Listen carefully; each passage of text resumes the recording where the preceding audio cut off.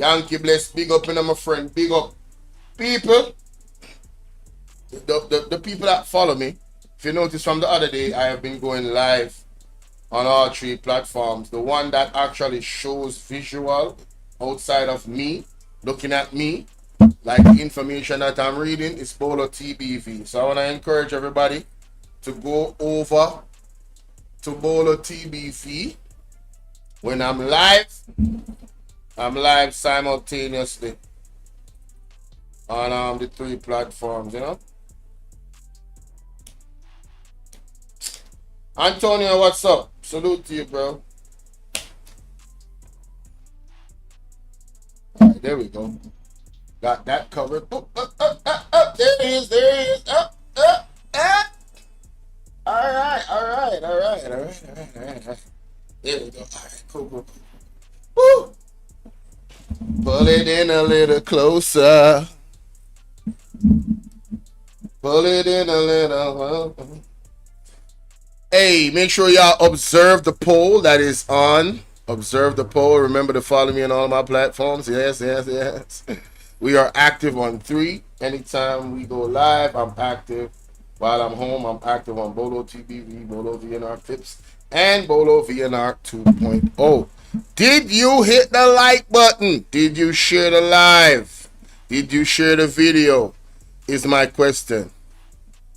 All right, those things are important. Did you subscribe? All right. Did you subscribe to the platform? All right. First and foremost, let me call this lady, because she wanted to share something. She called me this morning. So let me get that out of the way first. Where is she? Oh, here she is.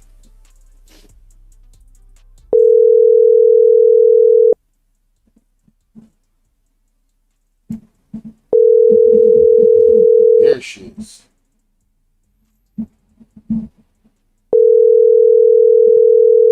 All right.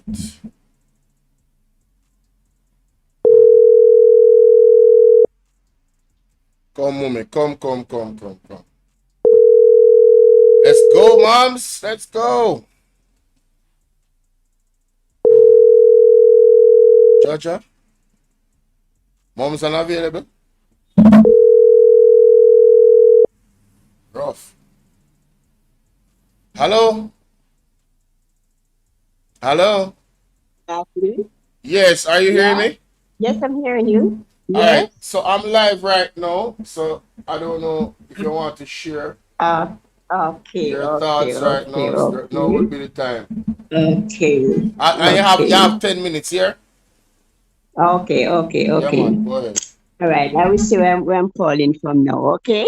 Yeah, man, tell your story, man. Give us your thoughts. Yeah. All right. Okay. Let me begin now. Yeah. Hello. Good afternoon. How are you? Well, I'm calling from Barbados for this decision in Jamaica about the election that couple days have gone, and about how the JP them, the Labour, right, them behaving against the People National Party. And we know that Andrew blindfold the people of Jamaica. And because the Labour, right, and some of the people, they love licky because they're too licky. They're too licky and they love the hands out that they can buy them with the green T-shirt and the $5,000. And you know the Labour, right? Them same as how they love the green shirt, so they had green just like the green shirt. And you know, of a fact, is a fool take up a bell and ring it, but we cannot go without our head. Okay? Because even in school nowadays, they do not ring bells. They do not ring bells in church. They don't ring the bell for household to come for food. Those bells, the time when they were ringing bells, that was slavery. When they ring the bell for the slave them to come for food, And we know that the Labour Party they are a set of mongrel and warify because they love war. Because I remember Mr. Siago did tell Michael Manley that he will win the election, but he cannot win the war. And we know that the people blindfold, right? I was listening to comments and Andrew said the opposition coming like when he's drinking rum and get drunk. But it's not the opposition that get drunk, it is Andrew. Andrew drink the rum and get drunk and fool the people then. And the idiot labor right, they are aggressive, they are bad mind, they are covetous, they mean everything is bad. And they want to tear down the PMP. And the PMP is a good party because Mr. Manley always says stand firm. The PMP, they do not believe in war. They are peaceful. They are peaceful. And PMP help the people a lot, a lot, a lot. Especially Mr. Manley. He said everybody is equal, right? Nowadays in Jamaica, nobody cannot able to send their children to university now in Jamaica and to send them to college and to send them to school. I was talking to somebody in Jamaica and he told me that to send our child to school is $10,000 a month. And that person not working, he just do farming. So I don't know why, especially and Damien case, Carford case like that, and they want them to shove out the PMP. I said, no, no, do not do that. Everybody must be loving, and if it is a strong arrange, when you stick to the party, no matter what, because then it is who are not a loser. Is the JLP them a loser? I would say eat. It's so sad. I'm one another in that house because the JLP them they take milk out of coffee. They squeeze the lime in there to take out the milk and they squeeze and they put in the vinegar to take away the milk from it. And they cannot be trusted. And everybody, no Jamaican, no labor right cannot call me and beg me $1 because I want to say go to Angel. The PMP party are peacefully. Look at Miguel Phillips, he always smile. Isaac would say he trusts God and he pray. He don't afraid of them because anything he do, he trusts God. I know Miguel. Miguel always pray. Miguel is a child of God, right? And the PMP people, they pray before they go and do anything. So they are not a loser. All what they have to do is just trust in God because the labor right them is a loser because they're fool. Only the one can take over bill and ring it. So they have no sense at all. And the people them is following as well. They're just like Andrew. They're just like the Labour right, because the Labour right are wicked people. You know see Babsy Green when he smile a Quinty eye. You know see Mackenzie, how Mackenzie face look. Mackenzie heart black, same as how Mackenzie black, a same heart black. Look at Bars. Bars are wicked and Bars envious and Bars a warmonger. But him a go sue this and him a go sue that all the Mackenzie, but him a go sue Carford. Labour people call themselves that Labour right too. You understand me? Because it's only one person in the JP I did like it was Tough Gang, and the same Labour man told me that Tough Gang is not the Tough Gang who I see him as. You understand? The Prime Minister up here, he don't matter what party he is, he love everybody. He's not prejudice, he's down to earth. And in for the past term, Jamaica have the worst prime minister. All of the Caribbean, Jamaica Labour Right Party is the worst prime minister I ever come across because they are envy and they bad mind and they full of war. Right? So Jamaica people, me not sorry for some of me not sorry for someone you can make Andrew Brown out with him green t-shirt and him $5,000. So me not stand go say the good Africa suffer for the bad and you know PMP stand firm as what Mr. Mandela said, understand firm. Well, I will call back again, and All that, right. All yeah, right, and mommy. I hope the PNP stand firm, and I hope they don't kick out the leader and Mm-hmm. stick to the No man, leader, that is stick not an to the issue leader. that's not an issue Yeah, anymore. Yeah? yeah, okay, love. Okay, No bye man, bye. that's not an issue. Yeah, That was a rule, man. As we see, yeah, yeah, okay, there's a new structure in okay. the party, and Pardon me? there's a new structure in the party that we get to Yeah. understand. So that was never an issue. Yeah, All right, because I'm going to fool ring a bell, but we can't go without we head. Okay? quite so. Big up yourself, mommy. Oh, okay, you too, you too. Talk All to you right, again. bless up. Okay, bye bye. Yeah, man. Okay, bye. All right, so boom, perfect. Give her the opportunity to speak her piece. She called me and thought that I was live, and she was going in. Just like how you hear she going in, she did not miss a beat, ladies and gentlemen. She actually pretty much said the exact same things that she was saying to me on the phone, thinking that she was live. So basically, what she's saying is coming from the mind and the heart. She was not capping. Winifred, what's going on? Now, let's get into this. But before I do, for the people on Bolo VNR 2.0, don't go anywhere. I'm going to share this live to my WhatsApp group. Give me a second here. All right.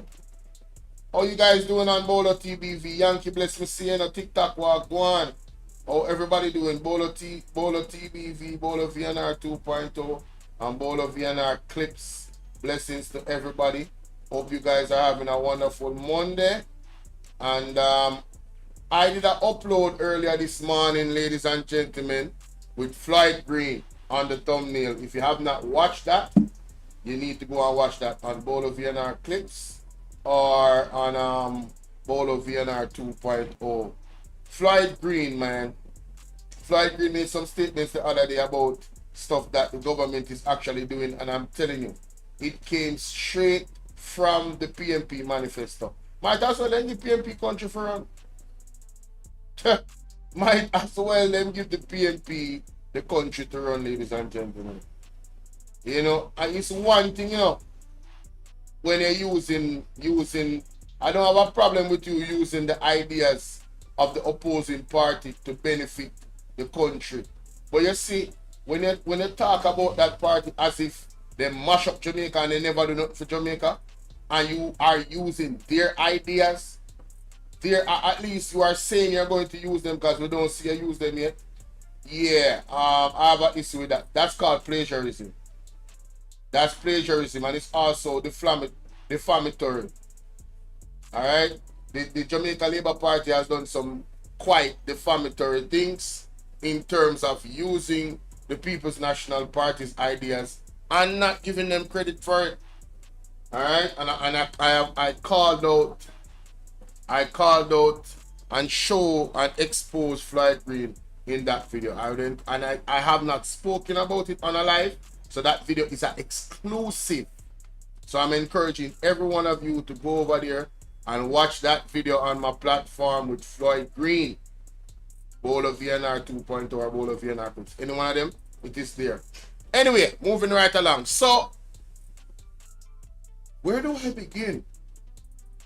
Yes, I'm going to begin with the young man, Mr. Ferguson. Yeah, I'm going to begin with Mr. Ferguson. That's what I'm going to begin with.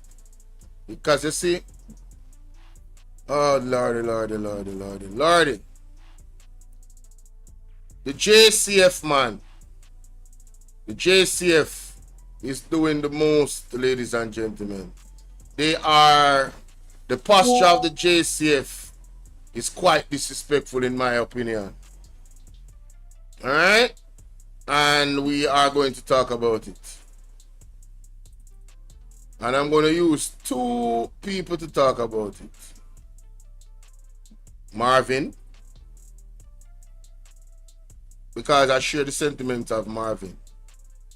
This is just too much. It's getting out of hand. It has been gotten out of hand, but it's like, I don't know, man. I don't know what is going on with us. I really don't. Where's that video?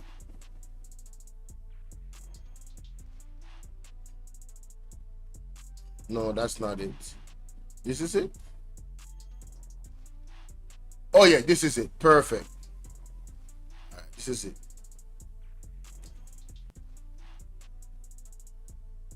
That man is the president of Colombia, and he's No, that's not it. so. Bear with me, y'all.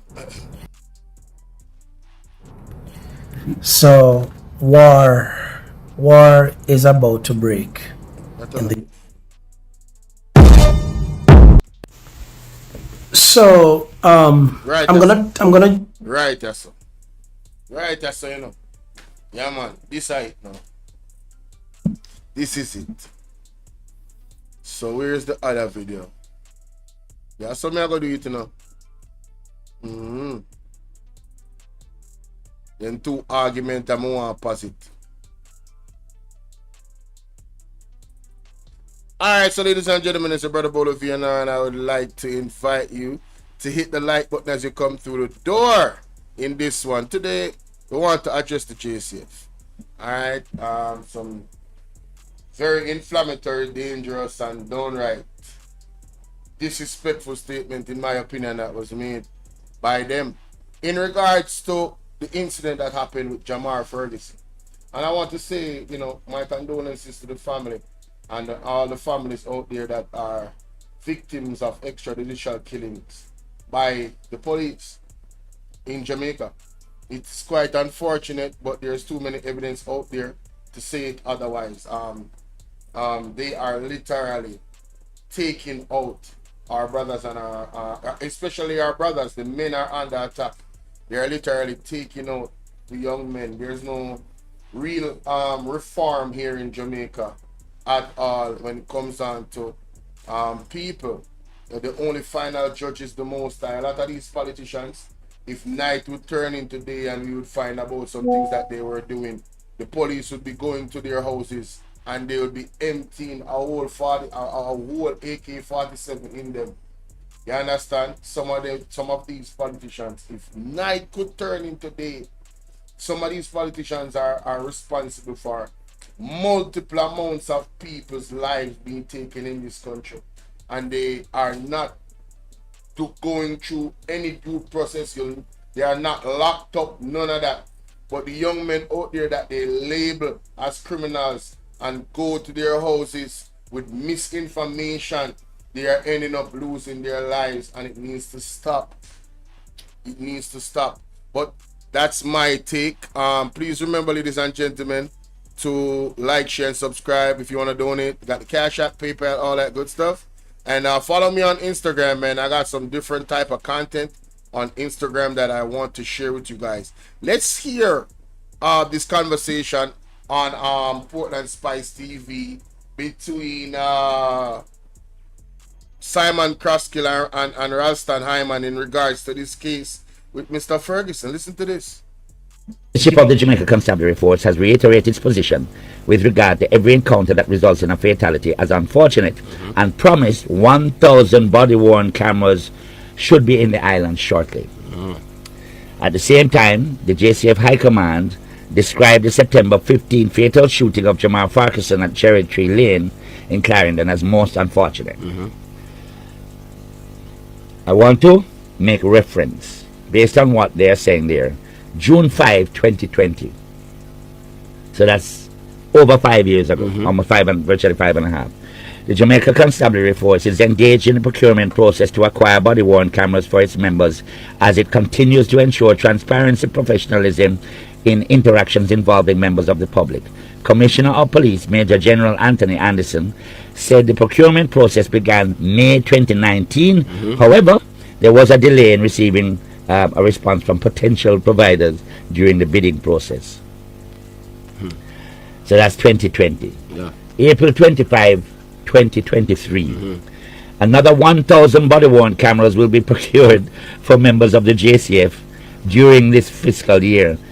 Making his contribution to the 23-24 sectoral debate in the House, Minister of National Security Horace Chang informed that 400 cameras have been deployed.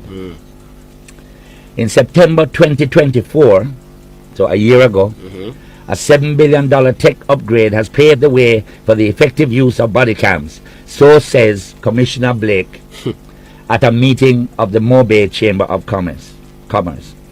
November 2024, Rostam. Prime Minister Andrew Holness has affirmed that government's firm resolve in deploying body-worn cameras across the JCF.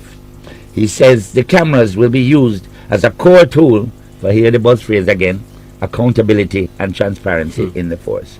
We are now 2025 September, and we are being told that 1,000 cameras will reach. Then, Now, ladies and gentlemen, you guys hear those details, right? You guys heard those details, right? You're telling me that 2019, 2020, 2023, 2024, 2 times in 2024. How you doing, Voice of Intercession? The government of that day, right? Under Andrew Holness, they literally talk about procurement of these body-worn cameras, and we haven't seen them implemented yet. Oh, there's 1,000 coming now. And we remember Horace Chang saying that, you know, it's not going to be a thing, like, you know, they're not going to be used. All I see here, ladies and gentlemen, I don't know about you, this is what you call in the streets somebody playing in your face. They're just telling you sweet words, but their actions is sour as hell. This government has no intention of implementing body-worn cameras. They are going to drag this thing out and make excuses. That's what they have been doing. That is exactly what they have been doing, right? And now we see why. With the case of Mr. Jamar Ferguson, God rest that virgin soul, right? He was in his house, just come from work, and we saw what the police did. The man them cut off, the report said that they cut off the Wi-Fi, move camera, turn it up, all type of thing. Isn't that tampering with evidence? Isn't that perverting justice? I wonder if those men that are responsible, and women, whoever they are in that 20 police, I wonder if they're still doing work on the streets. The videos alone should have them suspended without pay. As a matter of fact, there needs to be a task force in Jamaica that actually their responsibility is to keep an eye on police like those and their movements, especially when they're caught in these types of acts. But then, ladies and gentlemen, we have a government that is backing this type of thing that is happening in our country. You see, the labor like to say, oh, them a criminal. Did you see a criminal in that video? What criminal runs to the door innocently and put up him hand when he see the police them come through? Knowing the police, and I like say him now have a gate. Him know see a police out there, and the man go out, the young man go out there, open the door, never had any weapon on him, but somehow him go run past all. Listen, make me hear Simon Kraskila say, because I get mad. I get mad. Where them camera really come from? Right. Mars. Must be, and even if them come from Mars, the technology them supposed to reach already. So you're talking about from 2019, 6 years after. And interspersed with that, where Dr. Horace Chang, Minister of National Security, said, yo, we can't really deploy them camera because when a man a dive and I get out the shot, the camera go mash up. Yeah. Followed by... Yo, that was such... Yo, I'm telling you, that was such hogwash. That was such hogwash from the Minister of National Security, saying that when the man them dive, the camera go mash up. What an excuse to not implementing the cameras. Do you guys see that they don't want to implement the cameras? They are waiting for Jamar Ferguson's story to become a 9-day wonder. where you, the people of Jamaica, take your foot off the gas in calling and demanding the government to implement body-worn cameras because you're tired of them unaliving innocent youth. They are waiting on you Jamaicans to have a 9-day wonder with this case. You understand? That is what they're waiting on. So them, you know this story. Oh yeah, we have 1,000 cameras coming. Yeah, and we now have 14,000 plus police. It's not enough. I think even in the same week, by the Prime Minister, Dr. Andrew Bowen, is again giving a commitment to body-worn cameras. And what we have now is 235 homicides by the police. And whilst initially I think most people say, yeah man, kill out the boy there. I think people are getting... crime will come down. Yes, but people are becoming a little more concerned now, particularly with the video of Ferguson. And again, you see, my mother raised me to respect that uniform, whether it's in the UK or here. Jamaica, yeah. And I still have that level of respect for that uniform. I don't argue with police and go like no better than them. Because I would find that, what you call it, an exercise in monumental futility. Yeah, man. Yep. Which can only lead to one result. So I don't do that. And I want an effective police force that is transparent and whatnot. Yeah, man, and accountable. And I agreed with two things that the Minister of Security said and the Prime Minister said. You carry out this behavior, you're going to meet either the judge or the maker. Without a problem with that. Yeah, and when Chang said, if you shoot at the police force, the police force don't shoot back to disarm you. No, true. And let me make it very, very clear. I don't have a problem with that. I don't have a problem with the police them protecting them life from real criminals. A man really shoot off for you. Really shoot off for you. You're not supposed to turn on and look for injury him. You're supposed to put him down. Because he wanna try to put you down. Nobody's gonna fault the police for that. But we have seen cases on camera where they didn't know there was camera, but in their report they say it was a shootout and they executed young men. And whether or not the young men are criminals, that is not how the law works. If they gave up and did not shoot at you, you're supposed to bring them in alive the way you find them. Not put a gun on them and then put a report say them did have shootout with you. Hold on there. Let me continue. Come in. The police force shoot back to protect them. So you must know when you do that, you know that's what's going to happen. So I don't have no problem with that. No problem. But I do have a problem with a number of the so-called confrontations. Now, in the case of Ferguson, and I don't normally comment on these cases because me not understand them fully. But if some 12, 15 man in a house with automatic weapons. No matter how much weapon you have. You're going to wait 38 and a piece of clothes. For what? Unless you shoot you or shoot yourself. Madness. I'm sorry. Yeah, that's madness. It is as and from 200 yards away, firing a rifle shot and killing Charlie Kirk. Up to now, me can absorb that possibility. So, again, at the risk of being a bad news whore, we are going to have this doubting Thomas effect until the cameras. Yeah, man. So, on to the 400.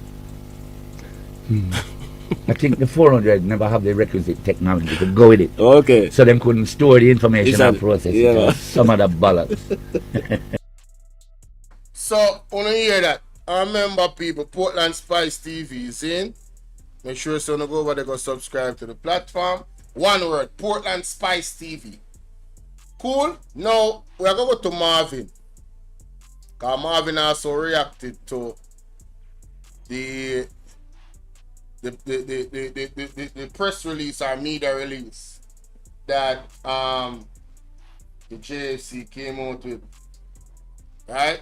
Listen to this. Use 3 instances. That's very vivid to my. So I'm gonna use 3 instances. That's very vivid to my memory as to why I think this statement from the Jamaica Constabulary Force, in particular, the commissioner of police. I'm going to tell you why I think that this statement should get you fired immediately. A lot of you people who are in the public offices keeps forgetting that you work for us the people. With no taxes paid, your salaries are nothing. We are not paying you to murder us. We're paying you for you to protect us. And you've sworn an oath to serve and to protect. All right. Now, in Westmoreland, 2024, I believe, there was a young man who was in his house. His grandmother, if my memory serves me correct, was actually sitting on the veranda. Police came to the house. The young man came down, opened the grill of the house, and the police brought him in the back of the house, inside a room in the house, and he was executed. And they dragged the body of this young man past the grandmother on the veranda and took it away. Yeah, true. Jamaica police. And everybody just took the police word that this young man pulled a firearm on them. There's a young man who I believe is autistic in St. Thomas. I think it was 11 miles, either 11 miles or 9 miles. The people who know of this story will actually tell me in the comments. I was on scene. I was there after the fact because I was in Clarendon, and when I heard the citizens lamenting over the fact that this young man was autistic, and the police came into the community in masks, private vehicle, white plate, did not take out their police vests until after they had fired on an autistic young man, and they watched him bleed out as much as possible in a gutter or trench, an open trench. Yeah, this happened in 11 miles. I have it on my video. You can scroll down. I think one where I'm wearing a red coat over a blue and multi something shirt. You can check that video. It's right there on my page, right? The commissioner of police have not yet come out to say anything about that killing. Now we are more than 225. More than 225 persons have been murdered by the police force in Jamaica for 2025. 179, I think, for 2024. And 155 for 2023. So we've been asking for body-worn cameras, especially for the last instance, which is with Jamar Ferguson from Cherry Tree Lane in Clarendon. For those of you who are not familiar with the story, the Jamaican constabulary force comprised of 23 member squad, 23 went to a house to carry out a warrant. That house and that person's name is not on the warrant, but they went to that house for whatever reason.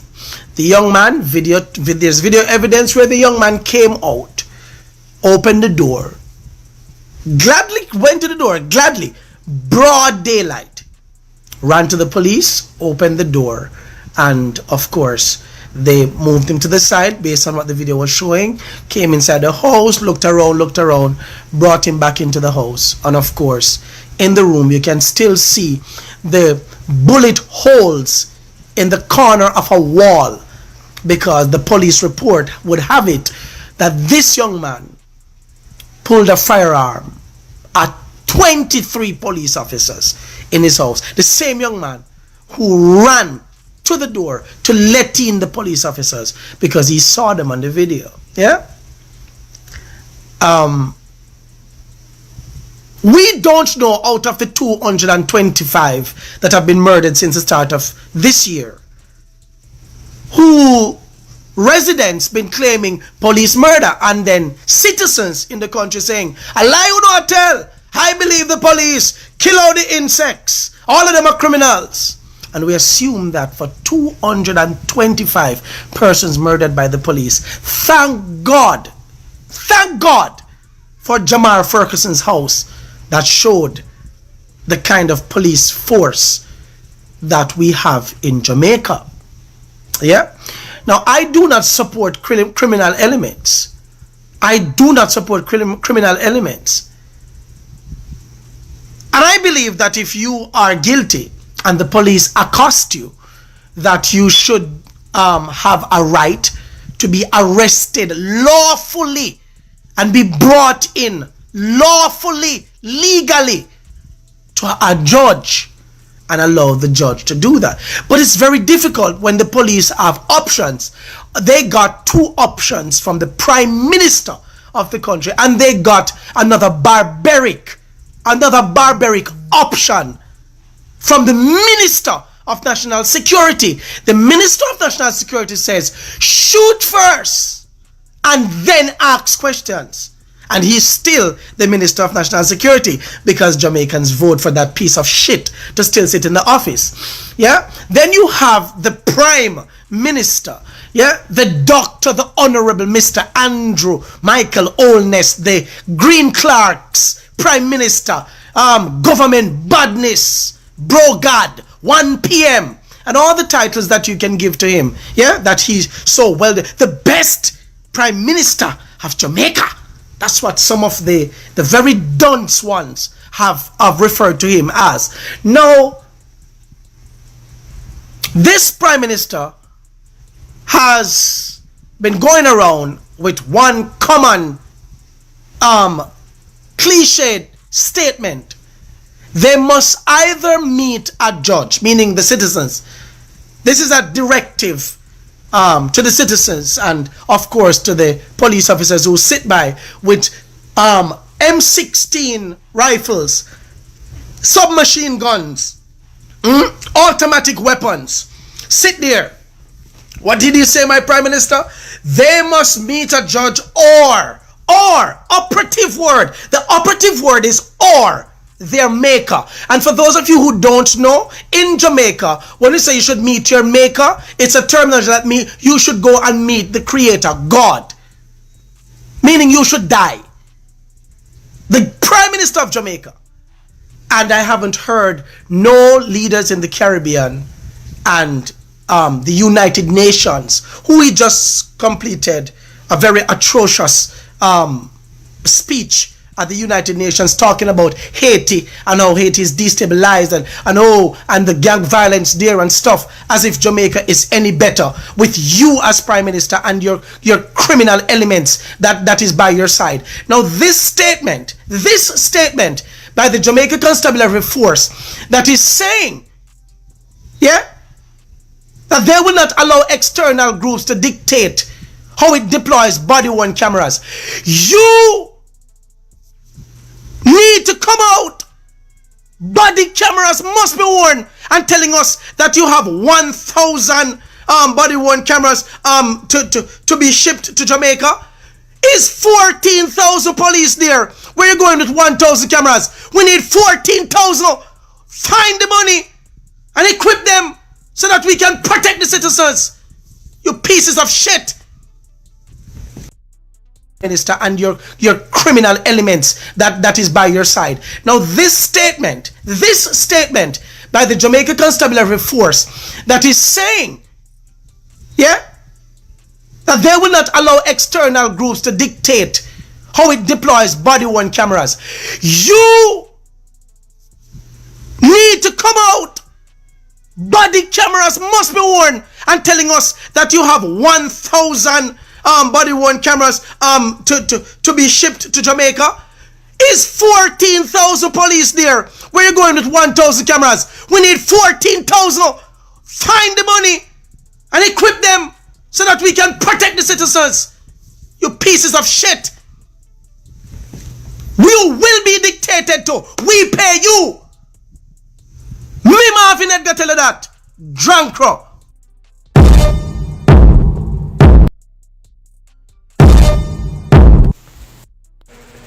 So let me show you something, and then I'm going to expound on what's happening here. See that? Secretary Hegseth caused unprecedented meeting with hundreds of top military officers. Now, the U.S. Secretary of Defense, Pete Hegseth, the man has called an unprecedented meeting that's going to be happening next week. So all the army generals, the top guys. All right, so ladies and gentlemen, it's quite clear, right? It's quite clear that we're living in a society where up is down and down is up. They know that we, the people of Jamaica, for the most part, including myself, we are not educated on the Constitution. There's a charter for our rights to right to life. And I hear Mr. Buchanan speak about that very regularly. You know what I mean? And we need to understand those charters, because this government is enabling, encouraging, backing the police force in violating those charters and those constitutions, which is our right to life. There is enough evidence out there to show that there is enough police in the police force that is doing wrong things and going against the Constitution on a daily basis. On a daily basis, whether it's you would recognize it as a part of the Constitution that is small. Say for instance, remember the situation where the police commissioner had to tell the police that you don't have the right to take somebody's phone and open it, or ask them to open their phone. You don't have a warrant. You're invading their right to privacy. And I was confused that they had to do a whole press conference. Remember, even Horace Chan was there. They had to do a whole press conference to remind the people in the force that are supposed to be trained that, hello, you are not supposed to do that. That is against the law. So we have a situation here in Jamaica, ladies and gentlemen, where the law enforcers don't know the law.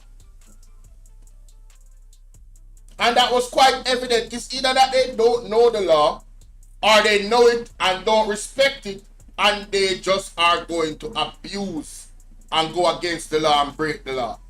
Any one of those things means hell for us, the people of Jamaica.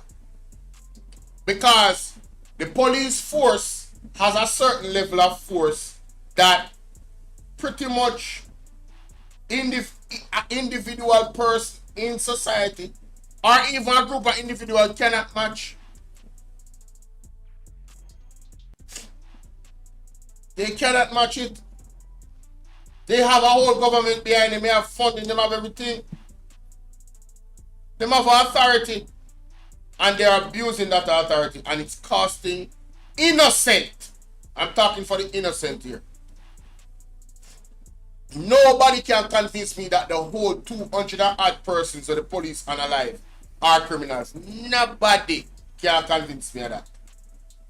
And your worst can't convince me, say, Jamar Ferguson is a criminal. Prove it. Prove it. What? The police them word? it means nothing anymore. The camera footage shows that the police word mean nothing. No one that is innocent removes the Wi-Fi. No one that is innocent removes your cameras from your house. No one that is innocent does that. Criminals do that. Criminals. So all of you laborers over there in the comment section defend this. Shame on you. You're an absolute disgrace. You're not even a human anymore. You're just a shell. Shame on you. Shame. Let's move on. Alright, so in this one now, ladies and gentlemen, our leader. Should I go there? Yes, I think I should. Our leader, my leader, my prime minister, since as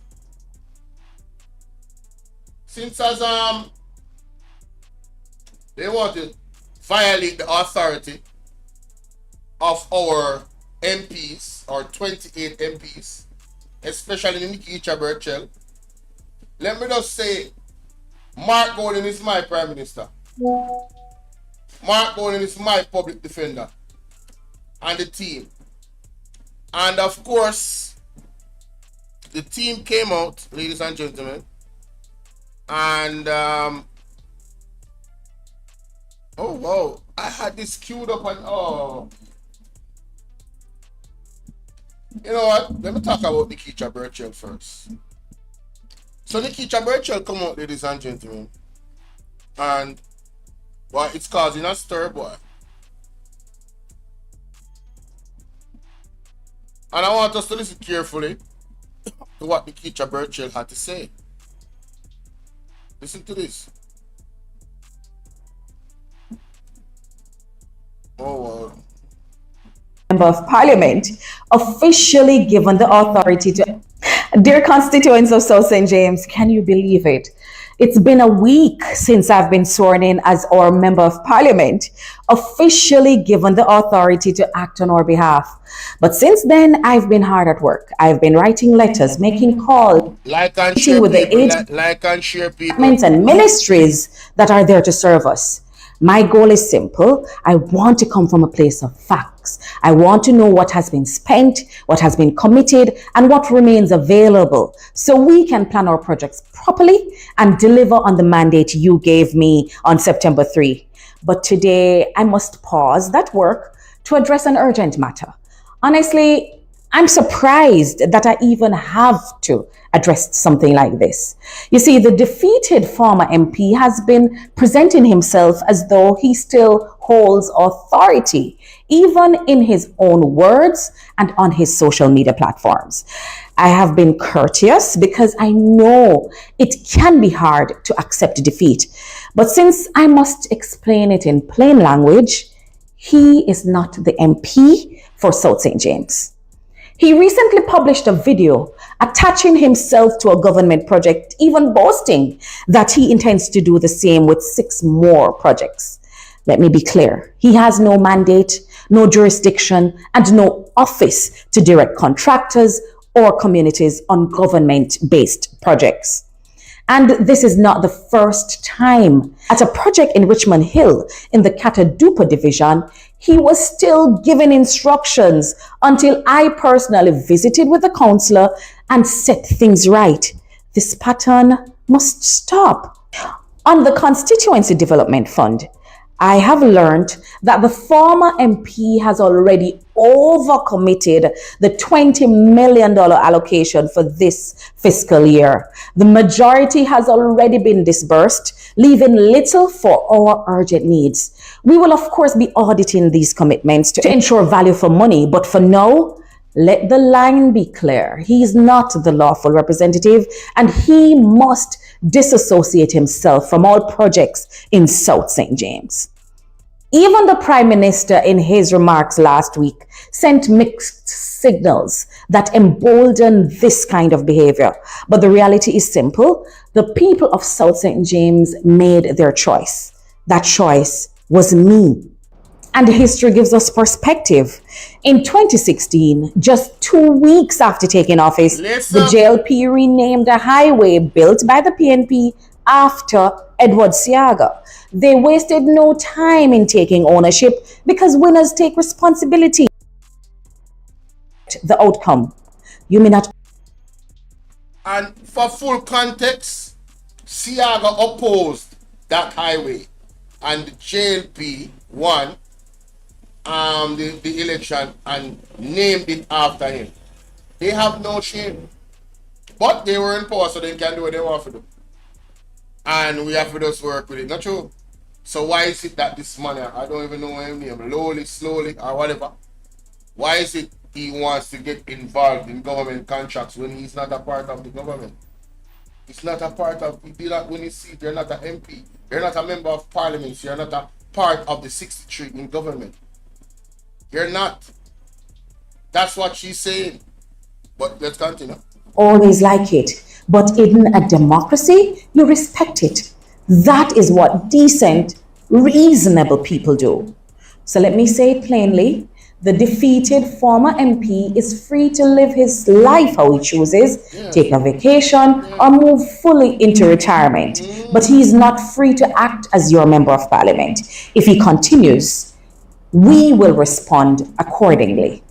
So to agencies, contractors, and partners, do not accept instructions from him. Engage my office directly.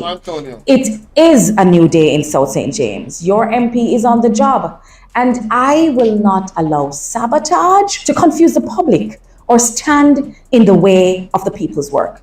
In fact, I've been doing some reading from the Harvard Business Review. I'm reading a book called Managing Creativity and Innovation, because that's how I intend to lead. I love this lady. I have a book I wish to commend to the former MP.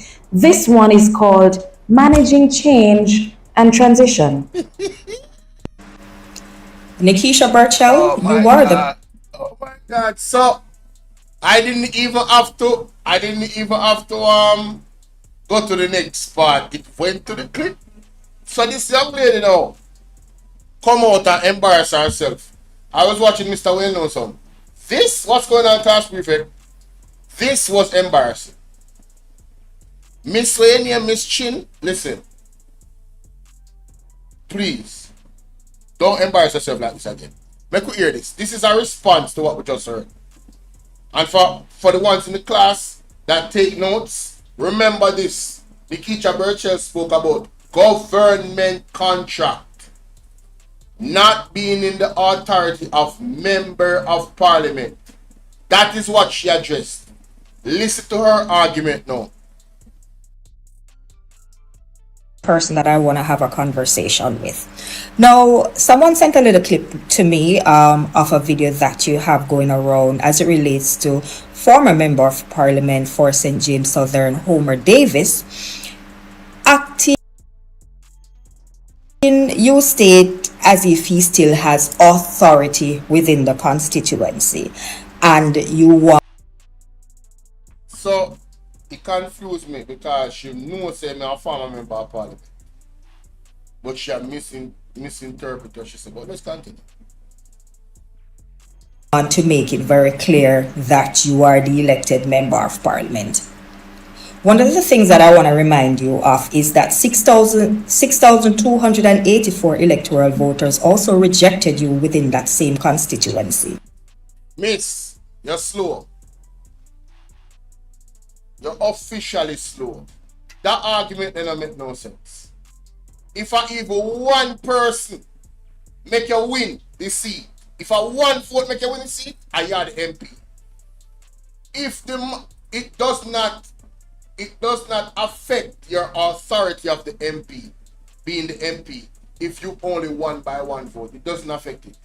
You are still the sole representative for everybody, all the one who never vote for you. So this is an argument that shall make rubbish. I don't even know if it's say it in a French. Rubbish. This is rubbish. Let's continue. Additionally, Homer Davis is still the JLP Member of Parliament caretaker for that constituency. And Miss, the key word is caretaker. Caretaker. Not Member of Parliament. He's the caretaker. Alright? So he doesn't have the authority of going around and dictating and like he's a supervisor of government projects. He doesn't have that authority. Why did you even come out and make a video? Like, you know, just embarrassing yourself talking about the teacher Bershel before. I just in Homer. Kindly remember, you can't even spell. Oh my God. Kindly remember you were rejected by 6,284 voters. You see, this is the basis of our argument, you know, and it's so stupid. Truly dunce. It's sad. Homer Davis, within his capacity as caretaker, can move around within the constituency, interact. Miss, you're fool. That is not the argument that Nikita Burchell just made. She never said the man cannot move around in the constituency. She said he cannot dictate or get involved in government contract. He doesn't have the authority to do so. This is why people call the liberate them dunce. Because you sound like you're absent and you look like somebody with absent, but to come out of your mouth and nonsense. Because you're speaking eloquently, but it's a bag of word salad and gibberish and you misinterpret, right? And you not understand the basis of the lady argument. So your argument, because of your lack of understanding, no makes your whole argument trash. You are misrepresenting what the lady is saying. She never said the lady said the man free if you retire if you want to. He can continue in political career. But what he will not do is get involved in government contracts in that area. That is the authority and Nikisha Burchell responsibility. What was not cogent about that? What was not clear? Him lose, all of him they lose by one seat. If he lose by one person, I mean, he lost.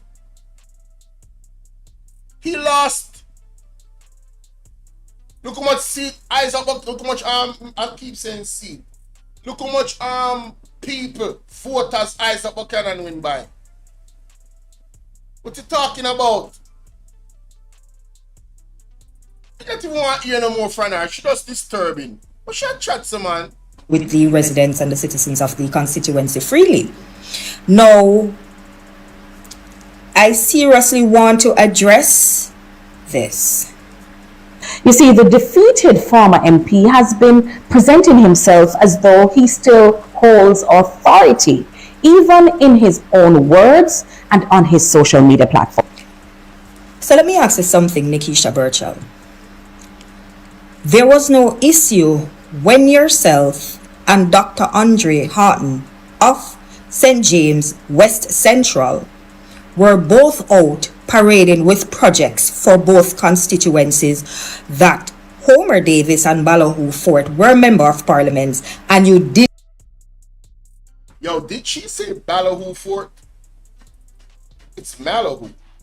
What's going on right now, man?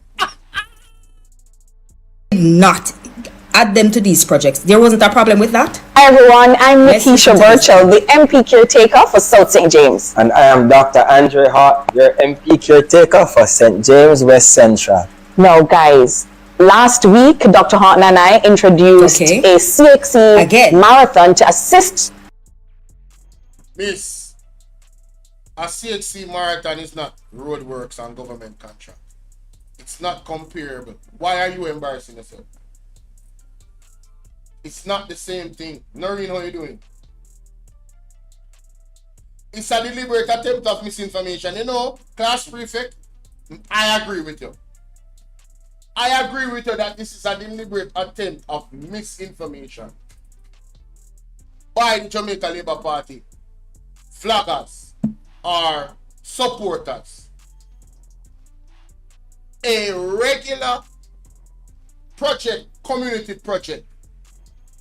And if you listen to Nikisha Birchall with the same tape she playing, she said that the community came together and we did this and we did that. It had nothing to do with government project. Look how much time people in the community do things and MP involved or caretaker involved. Caretaker can't be involved in anything when you want to be involved in except for government contracts. It is not his mandate. He did not win. Ma'am, sit down, go home, log off. Log off. Just log off. Stop the video. Embarrassing. You need some milk. Also, I want you to clarify for me, Nikisha Birchall, when yourself and the mayor and the councillor, was in that same constituency of St. James Southern doing this additional project, if it wasn't a problem, because I'm not seeing any mention of you stating that Homer Davis was contacted to be told of the project that was being done. Miss, it is not a government contracted project. What don't you get? This has to be a deliberate attempt of misinformation. And you know, I am very, very happy you made an ass of yourself because you became content. I'm very happy that people like you run out and make asses of themselves. This is ridiculous. This is ridiculous, Bridget. No. Listen, what you're looking at here is really the result of love, not politics, not photo. Not politics. Hello? The lady needed a door. You don't need a government contract to fix the lady door. Why are you using this as a reference? I am done with this lady. She is slow. Do you guys remember the project that she did with the old lady and she never have a nice door and then fix up her house? The church came together. The people in the community came together. They don't need to contact Homer Davis to tell him, say, them are going to help a lady. So hold on. I'm a Jamaican, I come from overseas. Me need to contact Homer Davis in a southwest St. James because me I carry one barrel or one container of stuff for somebody when me know there. We are going to help them to fix up them house. Me have to tell him, you know, should I get, oh, sorry, you know what I mean? You know, so she either or she wickedly are misinforming people. Them. The lady said this is not nothing to do with the government. What is wrong with yo, she get me angry. Perhaps not big budgets, but real love from the people of this very community. About a month ago, we put our hands and our hearts together. The community members, the local businesses, the church, and myself, along with councillors. So it is okay for you to do it to Homer Davis. No consultation. Fully done. Fully done. Fully done. Mighty God of Daniel, take a case. Fully done. Fully done, people. Fully done. Fully done. Fully done. Ma'am, again, for the last and final time, it is not a government contract. Nobody needs to inform the MP that them are going to help the lady to fix her house top. The government now have no authority over the lady house top. So if Homer Davis don't know about it, a regular person can't go fix the lady house top.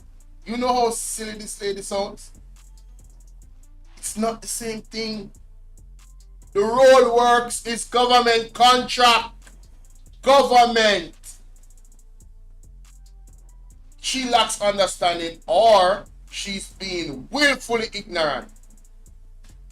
because she try to spread misinformation. She knows that the argument that she make is rubbish, but she knows that some idiot they out there, some dunce people they out there, we are going to run with our conversation without even thinking about it. Like, but no, that I mean, same thing. Government, sitting on some government contract. Marley, they understand Apple, they understand? Like, come on, man. What are we doing? Miss, it's not the same thing. Stop the cap. When you just want to attack Nikita Burchell, we see what it is. You guys just want to attack all of the members of parliament, the 28. I see a pattern with the JLP. Norman Scott, attack. That one in their court, allegedly the girl spit in her face. Them say him lick her in her face. With their court. Norman Scott. Want to notice now. Mr. Kajan, where we are going to get to next? Kajan. The bridging. Theme situation.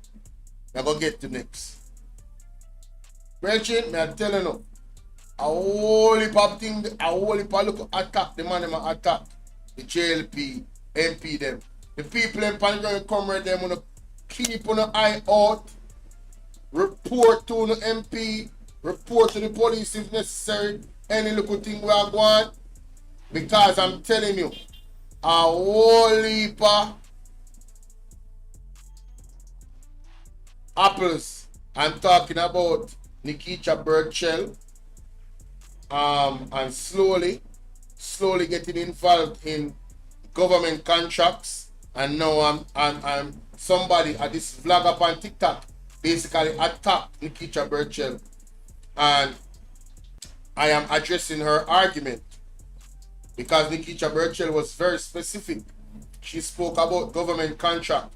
She did not talk about regular community people involved in helping out them neighbor fix them roof or put on one door.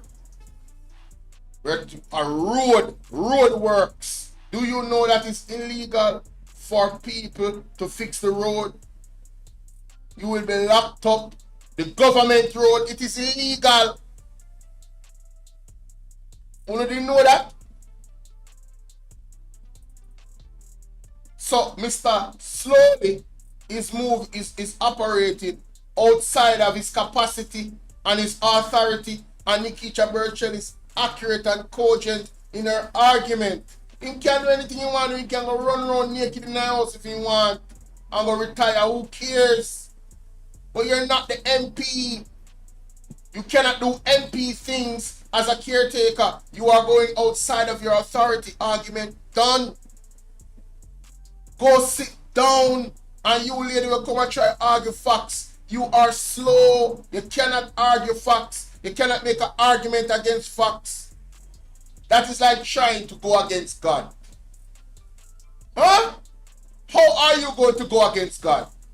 You're foolish. You are foolish, ma'am. Unbelievable. Let me move on here, man. Let me move on. Like and share the video. Thank you. Next topic. No, stop. You can't bother. Someone else worse. I said the lady and chat. I can't even done her video because she talks so much nonsense. I can't get you all of it. Honestly. Cannot get you all of it. Oh my goodness. You know, I didn't remember. But I have to cover this video from Perry.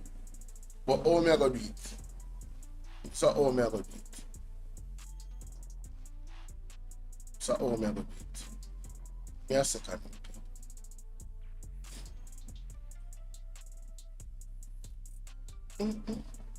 I'm telling you, man, I only got things to cover, you know. We'll go to this here, man. It's all about the boss. It's all about the boss. All about the it's ABR News. ABR News. TV. Make sure y'all go sub up. Portland Spice TV. Make sure y'all go sub up. Make sure so to follow. Son, who is the spokesperson on finance and public, but this is is being done. She can't. and he says he is basically moving around in the constituency, which he has all right to do, move around freely. Nobody not supposed to stop nobody from moving around freely. Fair point there, sir. But then it's said that he was basically counts.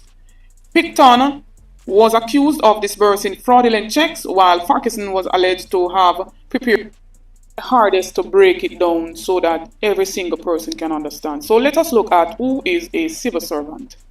A civil servant is a person employed in a civilian role by a government department.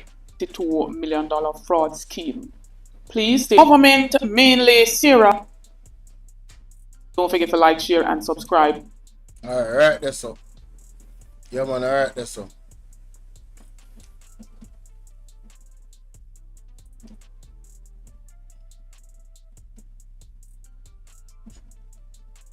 Data code. So in this one, ladies and gentlemen, two things we're going to cover. Mr. Aja Dejan, Dr. Aja Dejan. Is it Aja? Aja Dejan. This person said, I see Dr. Horton, PMP candidate in St. James fixing roads. I'm just gonna ask a question. Are you aware that there are some roads that are not government roads?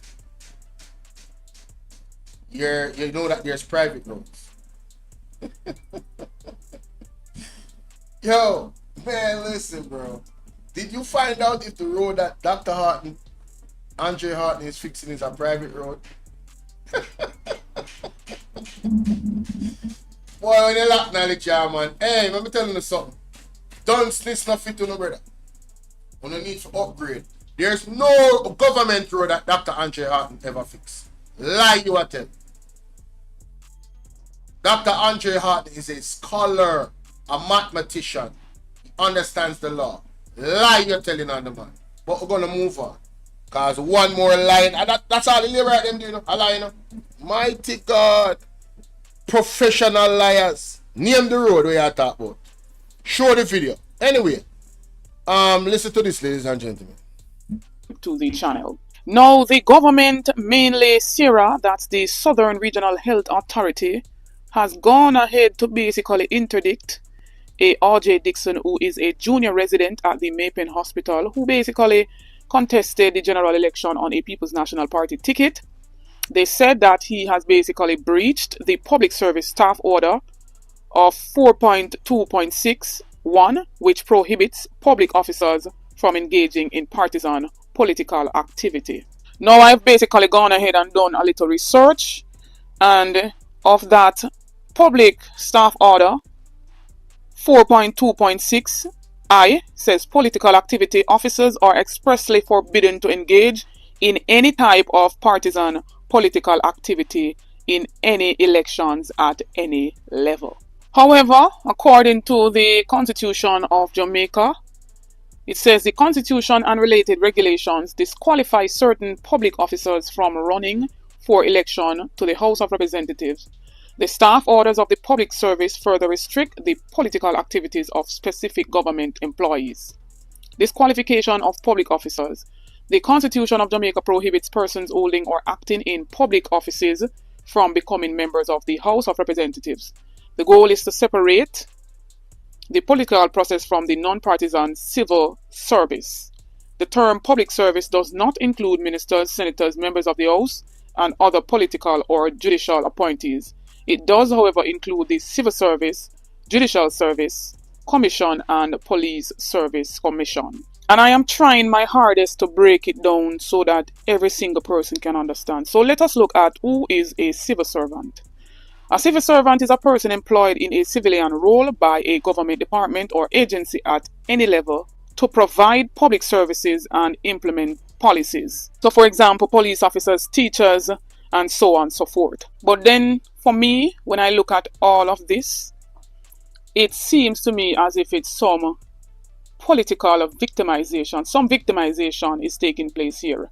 I am sure that whatever they're using to come at R.J. Dixon, they could have basically done so even while he was in the campaign season. Why wait until after the general election to come and to basically want to reprimand him, want to interdict him, to say that he has basically breached one of their acts, right? We've seen nobody else sitting in the parliament that has brought the country into disrepute, that has brought the parliament into disrepute, to challenge them on that.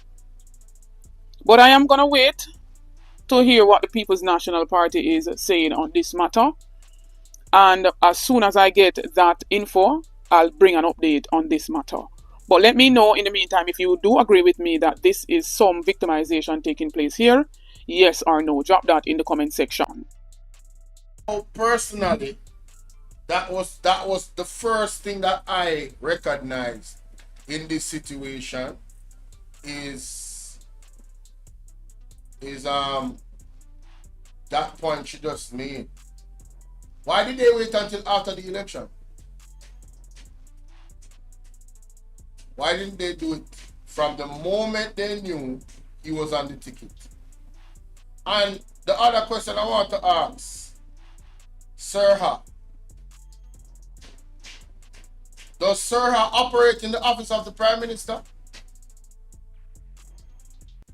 Does Sirha operate in the office of the Prime Minister? Class Prefect is here. Class Prefect. Does Sirha operate in the office of the Prime Minister? That's what I want to know. Yes, no? Because you see, what I tell you.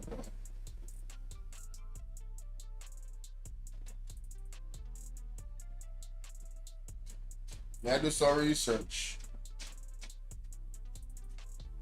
Southeast Regional is a statutory body of the Ministry of Health. SERA is one of the 4 regional authorities formed as a part of the sector reform by passage of National Health Services Act 1997. Thank you, Winnie May. Thank you, Winnie Mandela. Thank you for the gift. Thank you for Most of Fantasy. Thank you, sweetie. The main administration office of SERHA is located 25 Dominican Drive in Kingston. SERHA responsible for healthcare services, blah, blah, blah, blah, blah, blah. What is it? 25 Dominica Drive, New Kingston. So it's Wagwan Rivals. So we have identified that SERA. This is on the GIS website, you know. This is on the GIS website. So you know them always like to say, oh, you need to this and you need to that. All right. What? I want to know what is the address of the office of the Prime Minister. What is the address of the office OPM in Jamaica?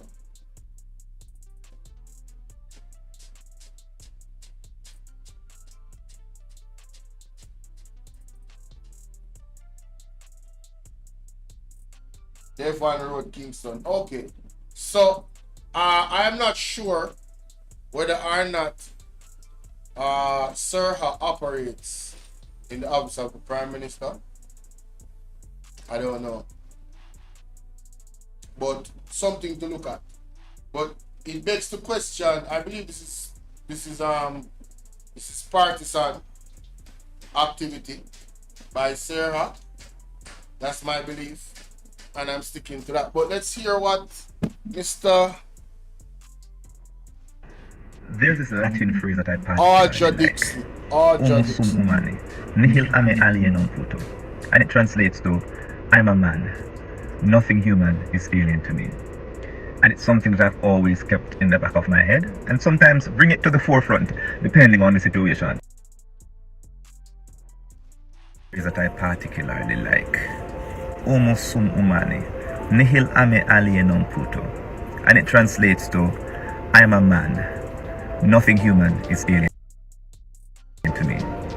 And it's something that I've always kept in the back of my head and sometimes bring it to the forefront depending on the situation when it comes on to tempering your expectations of fellow human beings.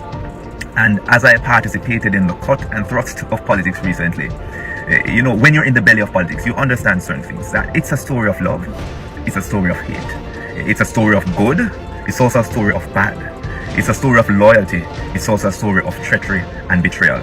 All of these I experienced as I participated in the recent campaign. And I went into this thing understanding that all of these factors could come. There are persons who loved me immensely, persons who hated the very thought of me. There are persons who had all kinds of good things to say about me. There are persons who they couldn't utter one good thing about me for whatever reason. There are persons who were loyal to me, and there are persons who also betrayed me and participated in treachery. But all of that made me stronger. Despite not achieving the results I'd expected, they all made me stronger. And you know, over the next few weeks, I'm going to give you some of my stories from the campaign. The stories of sacrifices, the stories of love and hate, the stories of loyalties and betrayal, the stories of good, the stories of the bad, the stories that have made me into a better man and will continue to shape my future. Look out for it, listen out for some more. We'll have a couple more conversations over the next few weeks. So, there you have it. That was very, very, very vague, obviously. You can't speak into certain things down. But, you know, my brethren, TikTok brethren Perry had this to say to the JCF. Yeah, man. I play it, man. Now listen to this. Ladies and gentlemen, good afternoon. I hope that you are doing well. May the Lord continue to bless you, and happy Sunday. Now, I got up to an article very disappointed in the stance by the Jamaica Constabulary Force, right? They made it very clear that they will not be dictated to by the Jamaicans for Justice, nor the Independent Commission of Investigations as it relates to how they serve and protect Jamaica. They didn't say that verbatim, paraphrasing, but essentially that's what they're saying. Now, I have a few concerns. One, whether or not you believe that these organizations are ruffling your feathers, like it or not, these statements are a reflection of what the Jamaican people are saying. Right? And whether it's on social media, which plays a major part in our democracy, it gives the average citizen a voice to weigh in on public conversations regarding matters of governance, or through formal submissions, they represent what the masses are saying. You cannot disregard these organizations or any other person or any other group as it relates to how you should serve and protect us. So we shouldn't have a say in how you serve and protect us. That's a blunder, JCF. But I am looking at an overarching problem. Now, it brings me to an article that I saw some time ago. Now, I remembered when the General Secretary for the Jamaica Labour Party made a similar stance. Now, for those who love to read and love literature like me, the tone is very similar. It's very dismissive. Listen, you cannot talk to me. I am the one in charge. Me are the big bad wolf. How dare you try to oppose me? If memory serves me correctly, I believe somebody very senior in the same political party said that they don't need an opposition. Another very senior member in the same political party said that they will never surrender Jamaica to the PNP. This sets a dangerous precedent in our country, so much so that the JCF can feel as if they are not accountable to the people. Why are citizens paying the price?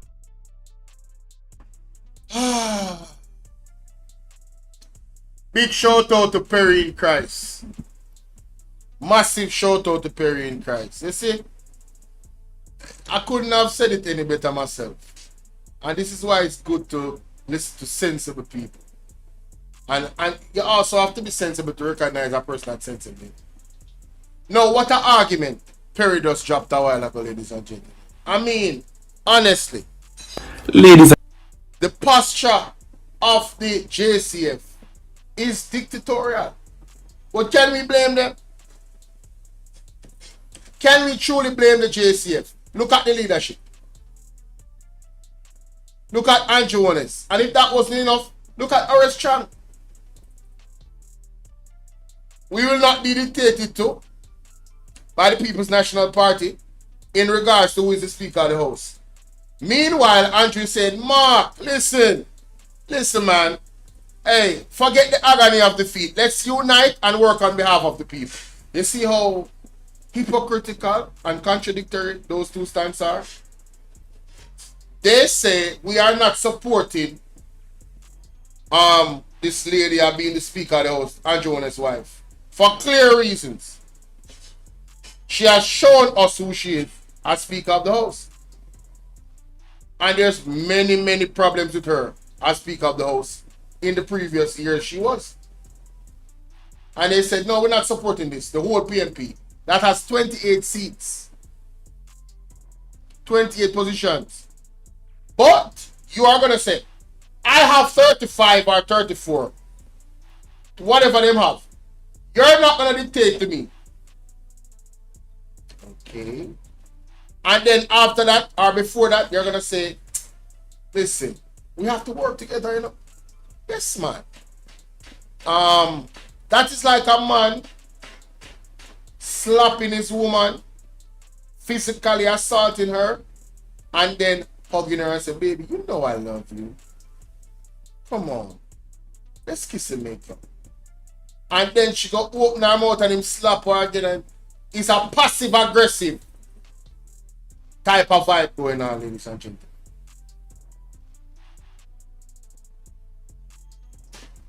So, the JLP recognizes, all they hear the hungry belly liberate them, attack off their mouth in a comment section. The JLP recognizes that them not have 49 seats no more. So the agenda and the mandate that they are working towards for the people they are working for, which is not the Jamaican public, they won't be able to fulfill.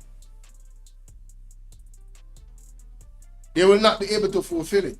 Not in this next 5 years. Not with Mark Golding as the leader of the opposition. Oh, by the way, that is why they were pushing rumors about somebody contesting Mark Golding for leadership. That is why they were saying all the leaders that lost in an election for the People's National Party. Remember when the idiot from Nationwide they go up and ask Mark Golding about resigning and giving up his leadership? That brother there? Remember that idiot there? Yeah, man. That's why they push those narratives. Things that shouldn't even be in anybody's mind. How do I take 14 seats from you? And I am supposed to resign? No. When we go election again, I take 14 more. How about that? All I needed was 4 more to win. All I needed was 4 more seats to win the election. Hello? Why would I? Why? That doesn't make no sense. So, the fact of the matter is, ladies and gentlemen, the Jamaica Labour Party fears Mark Golding. I'm telling you, fear. Literal fear. You know why? He is a brilliant lawyer and legislator. They cannot bring certain legislation to pass. When Mark Golding look over it, he sifts through it and knows that this not going to... He knows the Constitution. He understands it very intimately. And that is why he has defended all of us Jamaicans, even the hungry belly liberate them, in court when this government violated our constitutional rights, the NITs, the SOEs, and many other instances. Do you know how much Jamaicans have the right to carry the government to court and get a lot of money from them over just the SOEs alone? The state of emergencies? Because it's unconstitutional. But what I find is that the hungry belly liberate them, they are okay with the government breaking the law. They defend every single thing them do. Even when the evidence shows that they're breaking the law. I heard a man on Perry show, big up Perry, on his live stream saying that Mark Golding and the PMP is the reason why the crime went back up under the JLP, because they did not support the unconstitutional state of emergencies. His argument is that Mark Golding, understanding the law, should have broken the law with Andrew Onis to quote-unquote take down crime. But the statistics show that it's not working, and it never worked. The SOEs don't stop crime. You know what they do? They stop the movement and free flow of people. They violate our rights to movement. That's what they do. It suffers our businesses. Suffers our businesses. Business cannot get to flow. But let me tell you something. You see, if those SOEs affected the big wigs that have big companies, the government could never dare crush for them, can. Why? Money, power, respect, influence. But they trample on the poor. Yes? So, you know, more big up Perry. Alright? Because him really break it down. And it's quite unfortunate what is being done. But, you know, good people, Mr. Dejan, Mr. Arja Dixon, Dr. Arja Dixon, you know, Jesus faced persecution because he stood on righteousness. So, listen, us mere mortals that try to humiliate him and do right, we're gonna face that same persecution as well. Probably not in the same degree yet, but the direction that this government is going, we have seen glimpses. You remember when the young man tell Andrew about his mother, and the police them go for him same time, although him got court and I believe and you know win the case and get him money for compensation. It's the action and the reaction. You know how much people tell, as bad as them say America is and as bad as them say Trump is. You know how much people tell Trump about his mother and this and that and one bag of something. Make all poster with it and they run and a walk around with it. Brawling, say it in a camera. No FBI or CIA agent don't go them yard.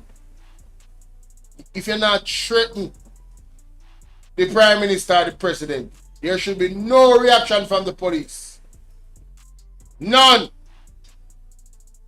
You hear what I said? If you're not threatening the state or the office of the Prime Minister, there should be no reaction from the police. One, it's a waste of resources, and two, it's illegal. Yes? Good.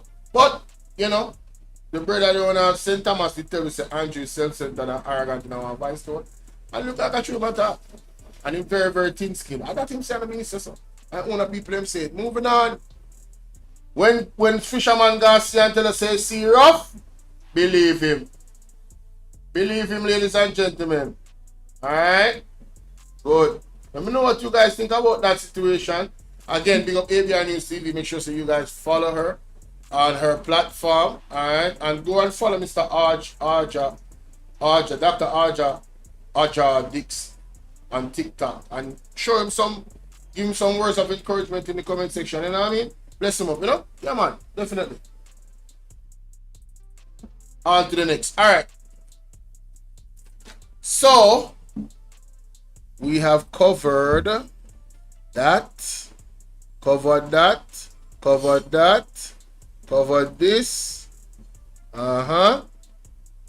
Oh yeah, I have to cover that after, but I have to go to this first. So 2 more things we have to cover. Alright, and we're gonna go through all of these candidates too, you know. Yes, man. Yes, man. Most definitely. Here we go. All right. National Party Media Unit.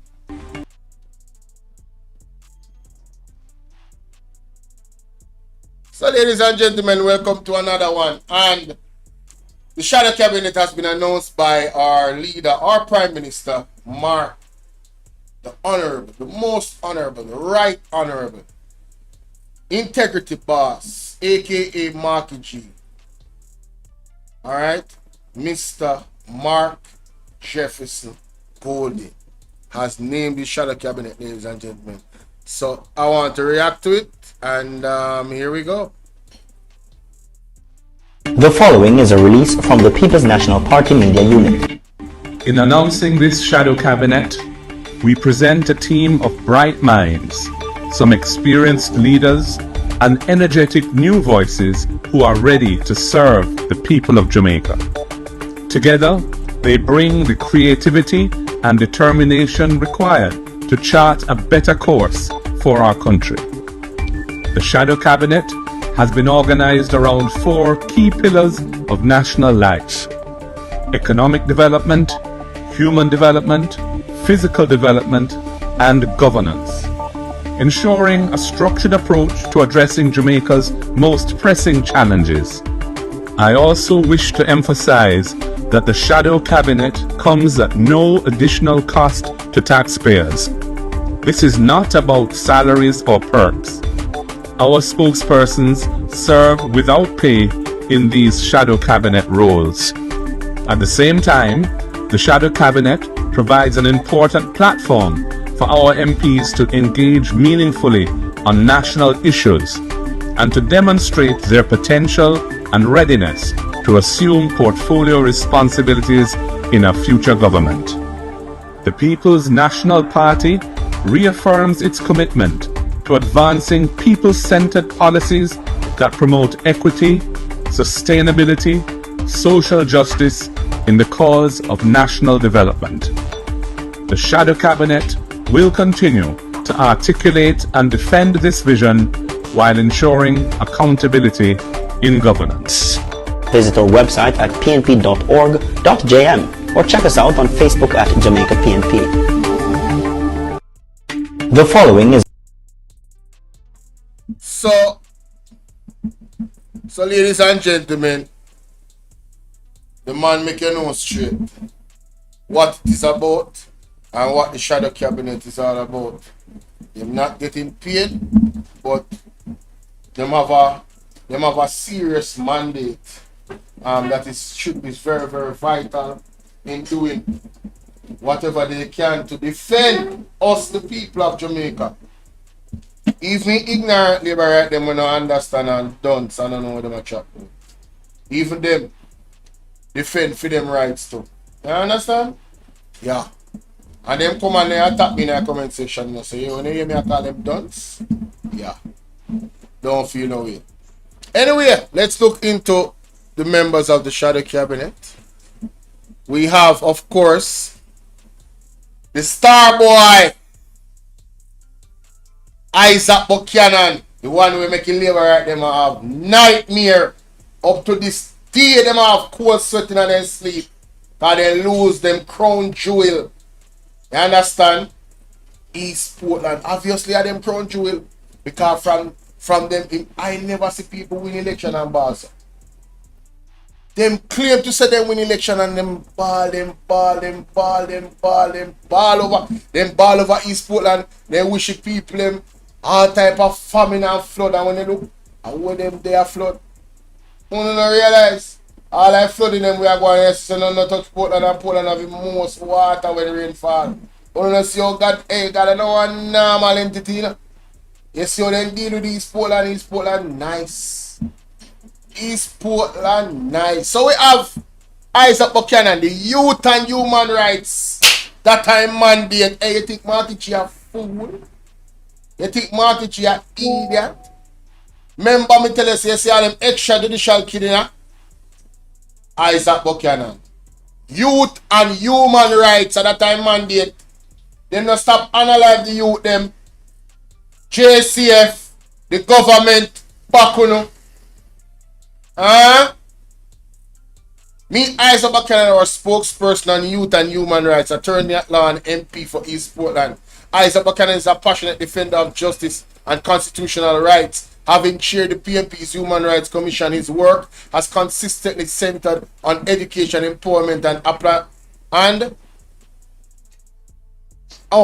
amplifying the voices of the unheard, Now, as shadow spokesperson on youth and human rights, he champions fairness and the opportunity for the next generation. Them have to live. We can't analyze the youth them. Something went wrong. Somebody planted a seed that is causing crime right now. And if you don't go to the root cause of crime, and one of the main root cause of crime is corruption, people in the high places, if you don't start lock them up, no crime now done in Jamaica. None. You only are going to be done in the shadows. Come with no foolishness, boy. All of them are criminal and then forget lock up all type of crap. But me feel labor at them, some of them. One of them talks up. Hey, then done, see? Meet Zulika Jess, another bright shining star. She's for justice, mighty God. I don't think the people in the Ministry of Justice is ready. I don't think the people them, hey, Barbados, Isaac and Zulika Jess are going to mad them. Georgia, what's up? I don't think the people them in the Ministry of Justice is ready for Zulika Jess. You see how she nice and cute and sweet? I think you're going to see the venom of Zulika Jess when it comes down to justice. Hello? And that means justice for all. Not just the big people them. The small people them too. You understand? Yes? And it says here, meet Zulika Jess, our spokesperson on justice, attorney at law, entrepreneur, and MP for Northeast St. Elizabeth. Big up on yourself, Northeast St. Elizabeth.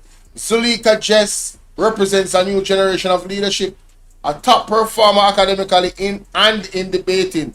She do be hey, me never did know this about debating, you know, you see it? Problem in the camp, you know, they're not ready, you know? Them not ready. Wagwan Vivine, I'm okay, and I hope you are as well. Noreen, big up yourself, me say it everywhere. Blessings. Right? She quickly established her own law practice before entering into politics. Key, she have her own law practice.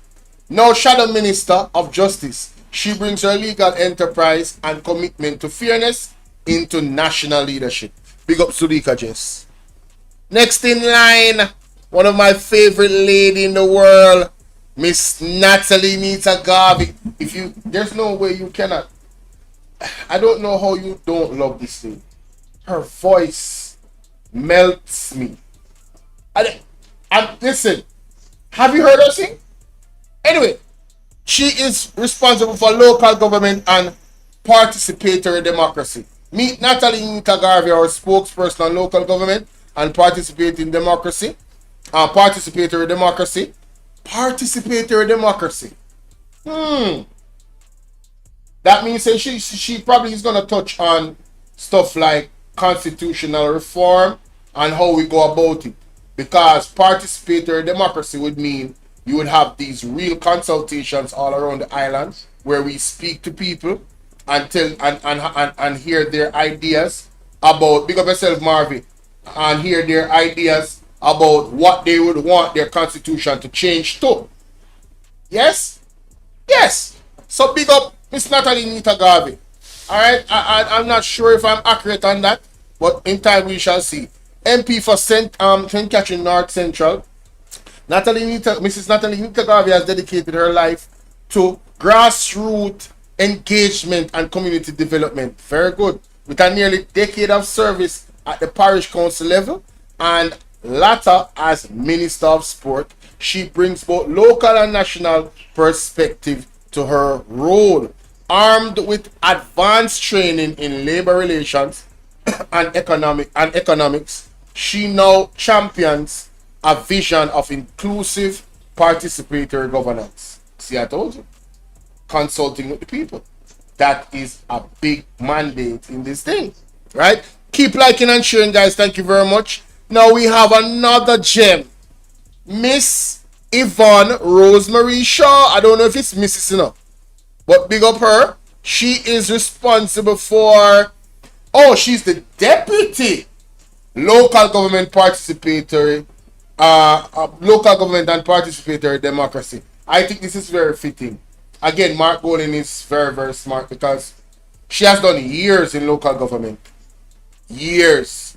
Her strength is right there with the people. She understands the people.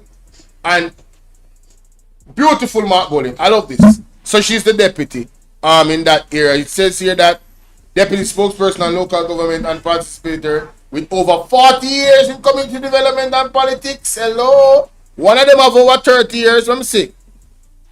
What them say she have so? How much years Nita Garvey? She has dedicated her life. Mighty God, that more than 40 years. Anyway, moving right along.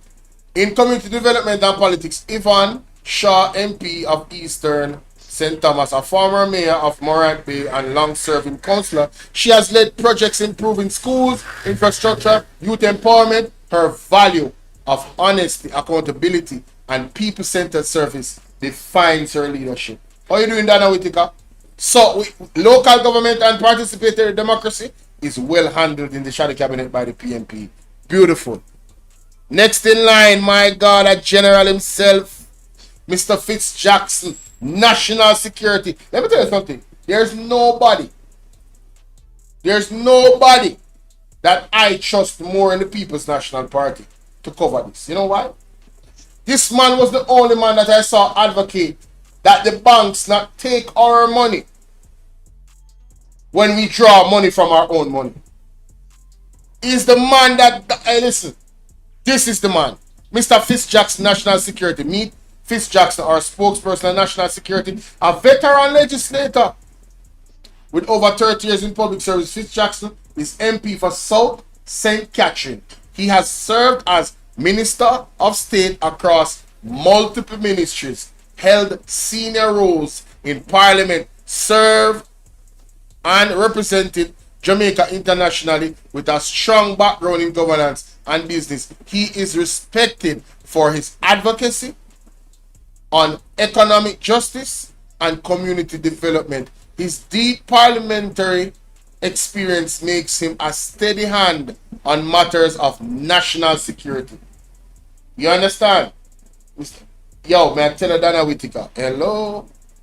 Man, a big legislator, you know. Huh. All right. No. Oh, my goodness, we have Senator Donna Scott Motley, Mrs. Donna Scott Motley, right? Foreign, regional, and diaspora affairs. Mr. Wayne Lonesome is very happy about this. Very happy. Foreign, regional, and diaspora affairs. You know, I wish that the PNP was in power because we would have Senator Donna Scott Motley representing us in the capacity that Kamina Johnson Smith is. And I think she would blow her out of the water in terms of representation. Honest. I really do. Senator Donna Scott Motley. It says here that our spokesperson of Foreign and Regional Diaspora Affairs, a distinguished attorney at law and public servant, Donna Scott Motley, has been a voice in the Senate since 1989. And we're gonna, you see, we're gonna get to, how you doing, Simple Pebbles? Thank you. We're gonna get to 1989. We're gonna get to the 6 years. We're gonna get to that in the next video. Oh yes, we are, ladies and gentlemen. It's so funny that she was there since 1989. She has held leadership roles in justice and culture, including spearheading the Copyright Act, and is a founding member of Jamaican Women's Political Caucus, known for her advocacy and integrity. She now leads on foreign and diaspora affairs. All right, beautiful. We have Mr. Senator, Professor Senator Floyd Morris, housing and sustainable living. You already know. You know what I mean? It says here, a disability rights pioneer. What's up, Chill? Academic and parliamentarian, Senator Morris became Jamaica's first blind senator in 1998 and later president of the Senate. He led negotiations for the UN Convention on the Rights of Persons with Disabilities and drafted groundbreaking legislation to protect vulnerable groups. His voice remains key in advancing equity and sustainable housing policies. Ladies and gentlemen, this man is the man for the job. Did you hear what they said? He was Jamaica's, he led negotiations for the UN Convention on the Rights of Persons with Disabilities. This man is very experienced. He's very qualified to advocate on behalf of the people of Jamaica that don't have housing. I feel very confident in Senator Floyd Morris. Oh man, I can't wait for the PMP to actually. He's the man. He's the man. Mr. Richard Azan, Road and Works. Meet Richard Azan, our spokesperson on Road and Works. MP for Clarendon, Northwestern. Richard Azan has served in Parliament since 2002. A former state minister in transport and works and housing. Oh, he's the man for the job, ladies and gentlemen.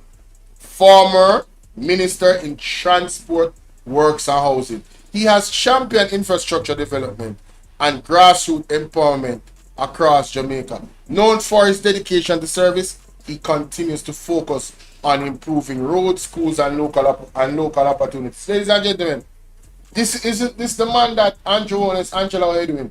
Isn't this the man that Andrew Holness decided that he was not going to sit the parliament with him? Isn't he the same person? Now they're sitting in parliament? Mass controller, you doing, my brother? Salute to you, salute to you, salute to you. So I'm happy about that.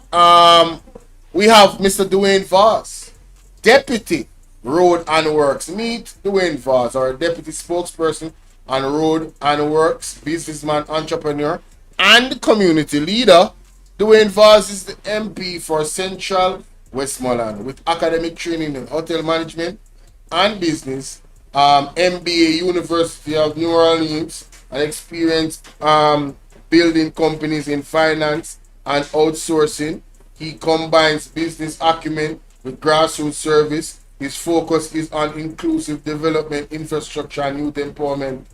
People, Paul, right, how you doing? Me never know, say, big up yourself, Angela. Me never know, say, them when I think so tough.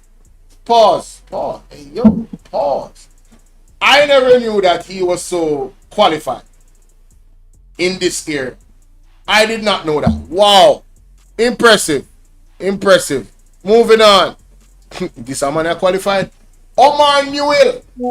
Meet Omar Newell, our spokesperson on environment and climate resilience. MP for St. Mary's Central. Omar brings more than 20 years experience in academia, research, and leadership. A former PMP Patriot president, he has spearheaded education and youth empowerment program still in use today. His focus is on linking sustainable to everyday life. No, his focus is on linking sustainability to everyday life, from protecting farmers to advancing renewable energy and green jobs. Energy, climate resilience, energy costs, farmers.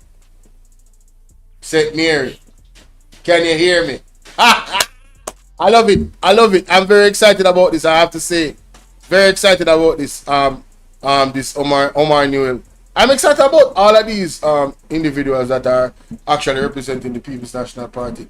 Ian Hales, water and special products. As if we did not know that is what was going to happen. The man is the man for the job. Meet Ian Hales, our spokesperson on water and special products. Will be the Minister of Water.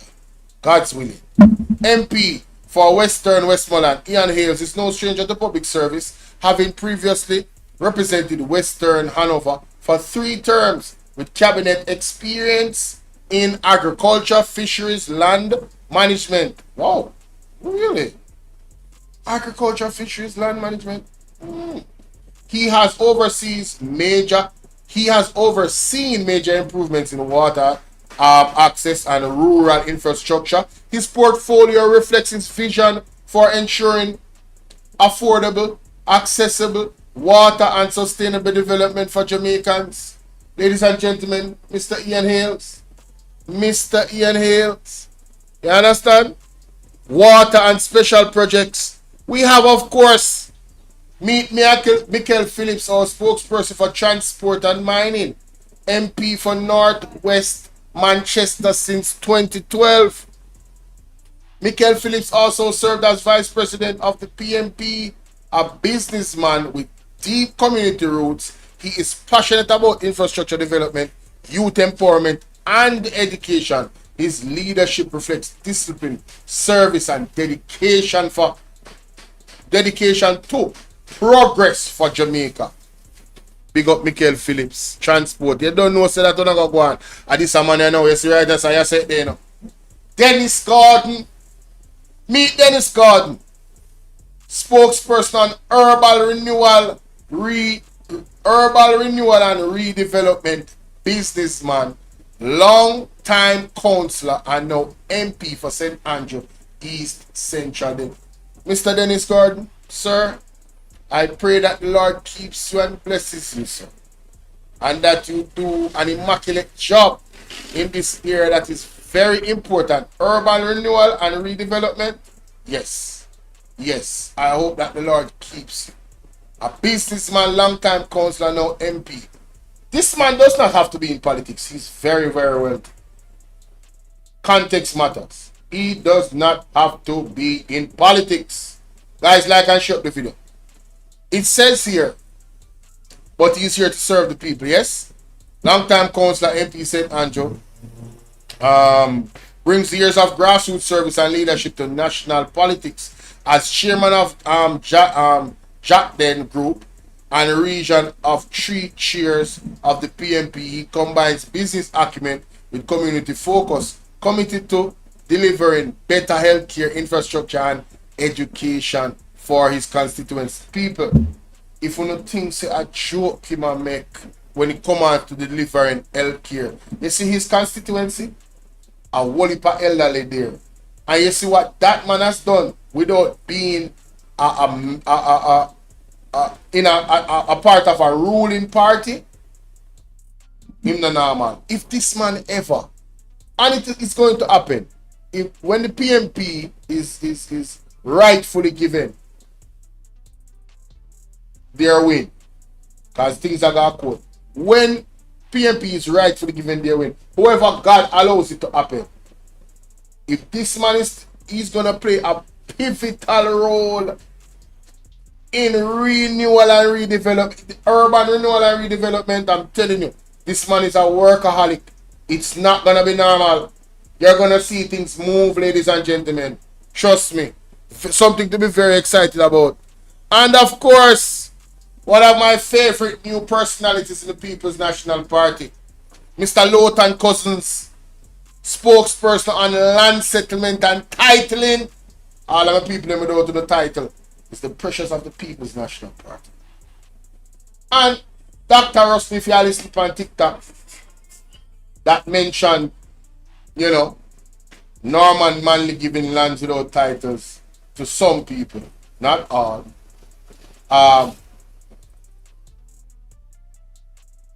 Right, I said there, because the JLP never didn't decide to give those people titles that they knew had land from them.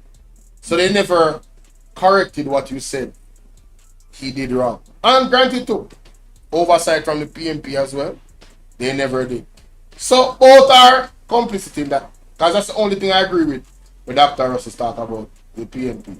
When he said Michael managed to make sure everybody have titles. I don't know the context of it, but in hindsight, yes, then we get them title. Not just give them the land, make sure so they get the title as well. But because Michael Mann is seeing me, I generally can't go run him. Free education, free you can't go run him.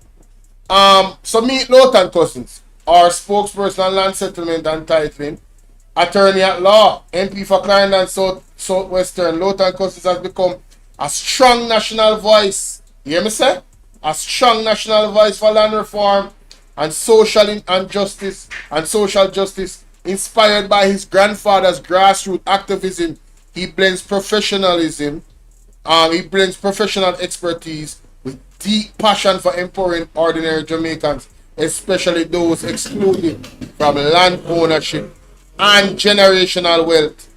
There's nobody else fit right now that is more perfect than Northern Cousins for this position in the People's National Party. I never even knew about his father's his grandfather's grassroots activism. I never even knew about that. So you know, say him dep on a different level with the passion for this. You say, hey, we really drop it ball when we make PNP now when the election. Oh God, Jamaica, me are telling you, we are gonna suffer. We are going to suck. Me are telling you, we are gonna get a rad down on the start already. You see bag of water we are take over Jamaica and I wash for this and I wash for that. Oh God, me I tell them say yo, we drop it ball in man. We drop it ball, man. But we not even want to get into that right now. Dr. Kenneth Russell, right? Spokesperson on rural and community development with decades of global and local experience. Dr. Russell has dedicated his career to youth to education. His career to education, youth and community empowerment, from leading educational programs with UNICEF across several countries to shaping Jamaica's youth policy. He has always focused on equity and opportunity.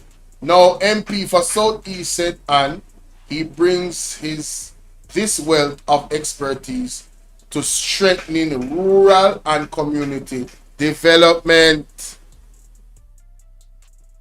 Alright? So big up Mr. Russell. Never know say Mr. Russell. UNICEF that. We know say me not education, but yo, that's tough. Denise Daly, gender and the elderly. Spokesperson on gender, the elderly, and persons with disabilities. Got it. Educator, entrepreneur, long-serving MP for St. Catherine Eastern, Dennis Daly has been a champion for social justice and inclusion for over a decade. From her early years in local government to her leadership in Parliament, she has consistently advocated for women, the elderly, and persons with disabilities. Known for her caring, people-first approach, she continues to fight for dignity and equity across Jamaica. How are you doing, Angela? Wow. Wow. Big up Miss Denise Daly. Oh, of course, the beautiful. I just want you to know. Anyway, Mrs. Heather Miller Bennett, all right, spokesperson on gender. Oh, she's the deputy spokesperson on gender, the elderly, and persons with disabilities. Oh, I see what you're doing there, Mr. Mark Golden. Yes, sir. I see what you're doing there. Anyway, attorney, entrepreneur, and advocate, Heather Miller Bennett has spent her career advancing in inclusive and sustainable development. Called to the bar in 2012, she has worked in commercial law and alternative energy. Really? Alternative energy? That's gonna be useful. While also championing vulnerable population through leadership in disability advocacy. With her passion for community-driven growth and sports mentorship, she brings a fresh and people-centered approach to national service. I'm telling you, her smile, amen. You know, hey, people person right there. I can tell. We have Wavelines, Labor and Sports spokesperson. Just in case you didn't know. Oh, and of course you don't know. We're not even to read no more. The man experience. I mean, a film position that you can't go around Wavelines in a Labor and Sports. Alright, big up wavelengths. Yeah. You know what I mean? MP for North Clarendon, and opposition spokesperson for Labour and Sports. Former West Indian player, champion, trophy winner. He now leads in sports governance and Labour representation. His leadership blends passion for community youth empowerment and national development. Yes?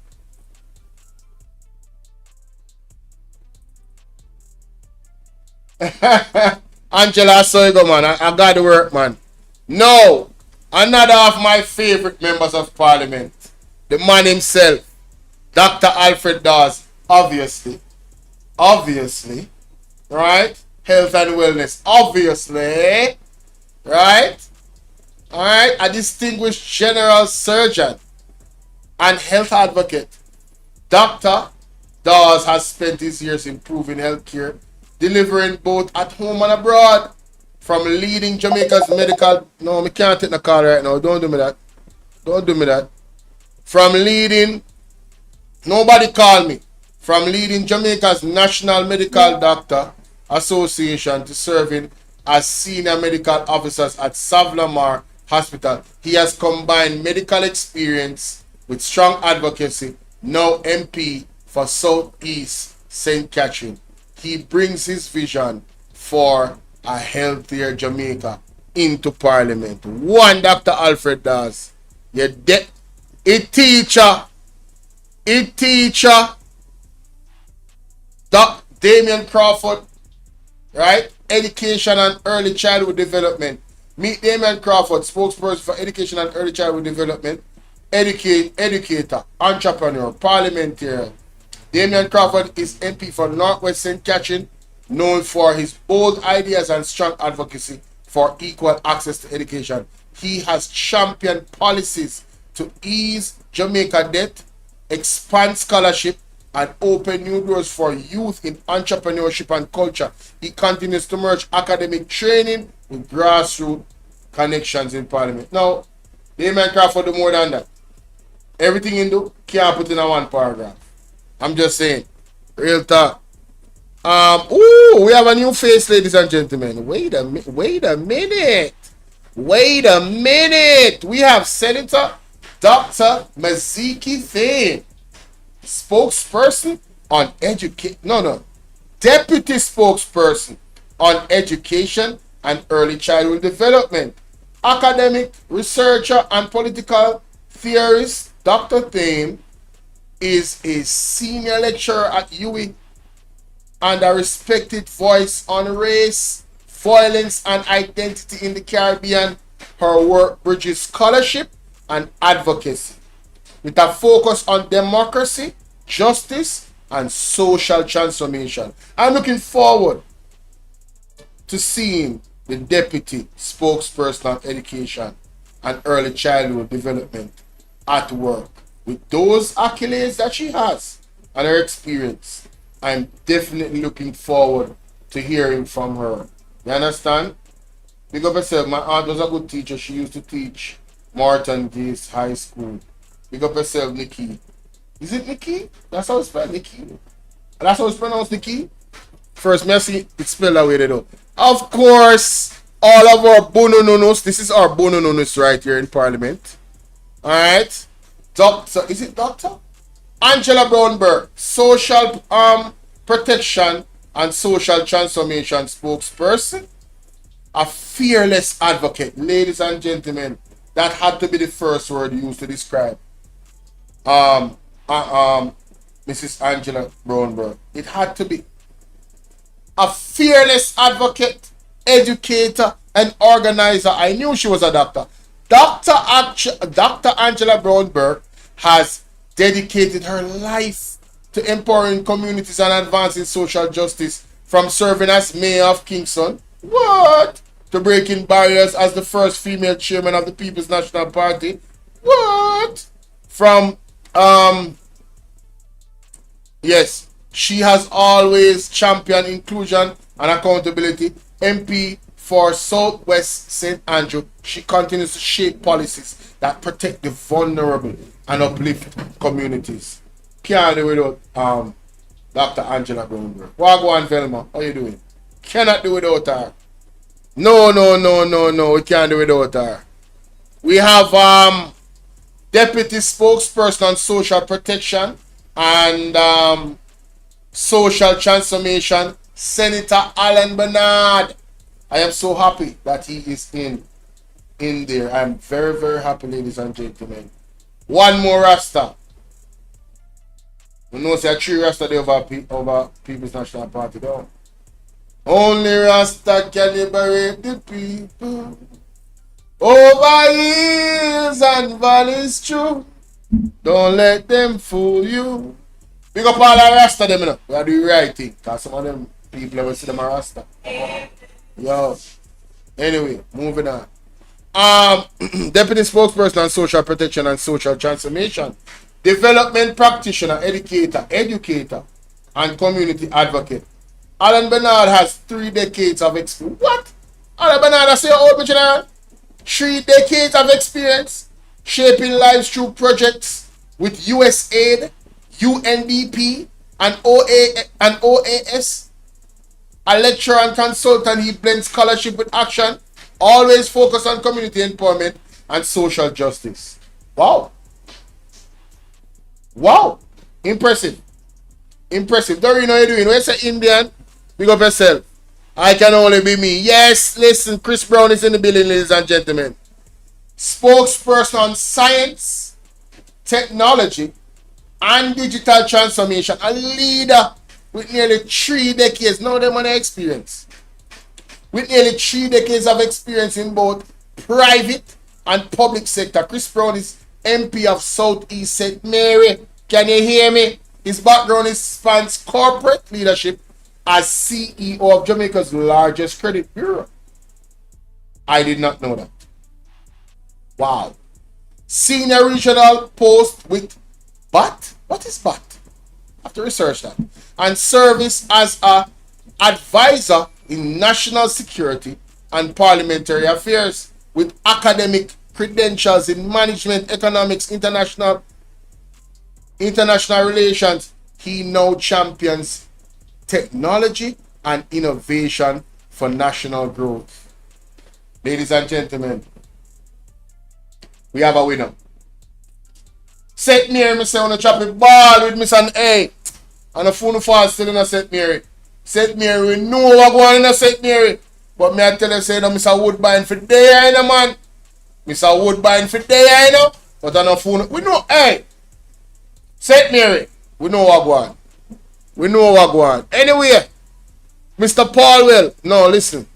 Me don't need to read, no. This is a man of the energy and telecommunications, man. His experience as a minister in that capacity before says everything we need to know. Mr. Paul Well is the man for energy and telecommunications. Now, do they have a deputy spokesperson? Let's see. You know, memory read theme one. Our spokesperson on energy and telecommunication, attorney at law, senior political leader, Philip Paul has represented Kingston and St. Andrew Port Royal since 1997. Widely recognized for liberating telecommunications, he ended a 25-year monopoly and paved the way for Jamaica BPO industry. As minister, he also advanced renewable energy, consumer protection, and modernized commerce and technology laws. He remains one of the country's most impactful policymakers. We have Mr. George Anthony, ladies and gentlemen. He is the spokesperson for trade, industry, and global logistics.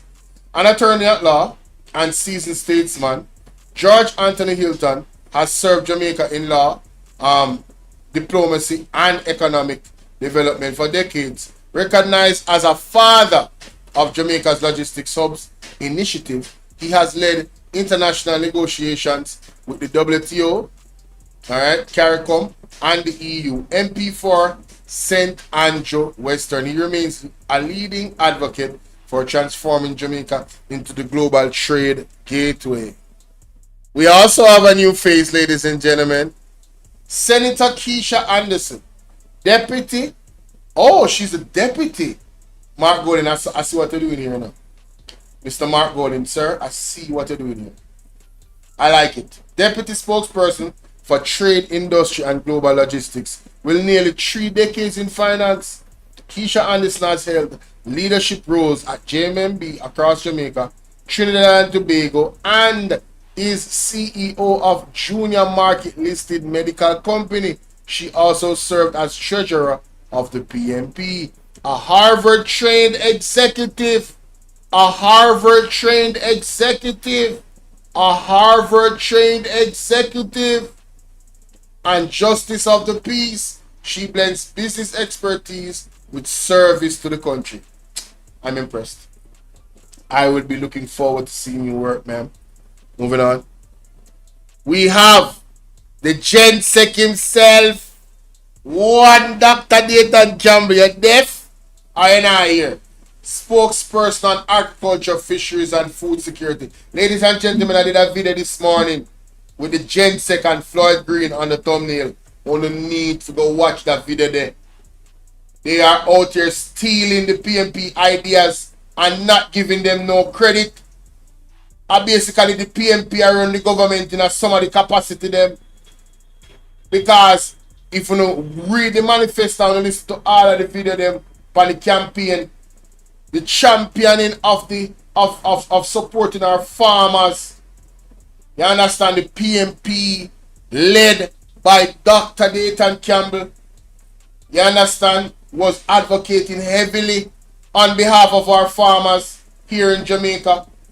Alright? It says here that he's the spokesperson for agriculture, fisheries, and food security. Food security, very important. A medical doctor, a committed public servant, Dr. Campbell entered Parliament at just 28, becoming one of Jamaica's youngest MPs, now General Secretary of the People's National Party. He has led major education and health initiatives while championing community empowerment. As MP for Eastern Westmoreland, his portfolio builds on his passion for sustainability, development, and opportunity for rural communities. Bush! Bush, I them call rural communities. Most are with their bush. Most are with live a bush. We need some help. The bush people, they need some help. They need real advocacy. Floyd Green is not doing it for the farmer then. He has not been doing it. It's a failure. But anyway, moving on. Not talking about that. Don't go watch the video. Mr. Peter Bunting, the spokesperson on productive efficiency and competitiveness and investment banker. Right? Entrepreneur and long-time public servant. Peter Bunting is MP for Manchester Southern. He confounded DB&G and proven investments, shaping Jamaica's financial sector, and has served as Minister of National Security with expertise in both business and governance. He continues to champion job creation, safer communities, and economic growth. Productivity, efficiency, and competitiveness. Alright? That is it. Boy, you soon see more people at ball, man. You soon see them come out on TikTok. Make it go and sink in, say, Labour get a third. Just make it go and sink in. Just watch. Anyway, Deputy Spokesperson of Productivity, Efficiency, and Competitiveness, Senator Cleveland Tomlinson, the young man, the first Jamaican lawmaker born in 2000. The first Jamaican lawmaker born in the 2000s. PNP still a create history. Right? Cleveland Tomlinson. Oh, them say no youth no there Jamaica in the People's National Party. Oh, what go on?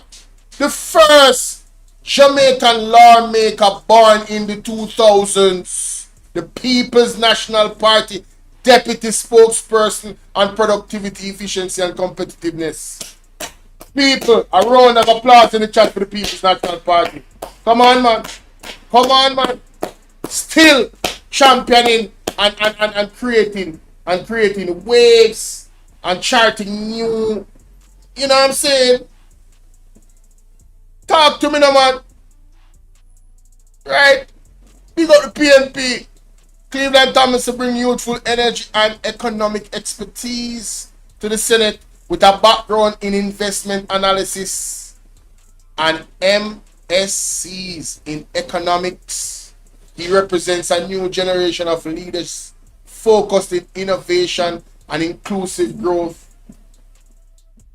I'm telling you, this young man could be the Minister of Finance and do a way better job. A way better job than Pro-Box did. But then choose. And them are going to feel it. Oh God, them are going to feel it. Woo! Boy, I tell you, boy.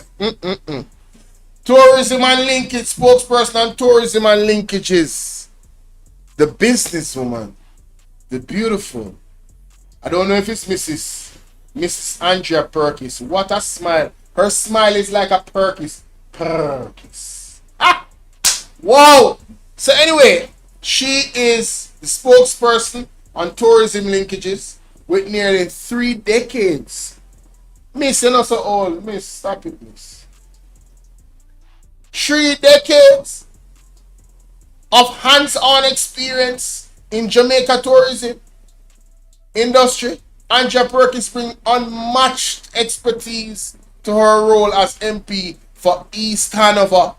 From hotels and attractions to international leadership in vacation clubs, she has broken barriers as the first Jamaican and first woman to serve as regional sales director for Unlimited Vacation Club.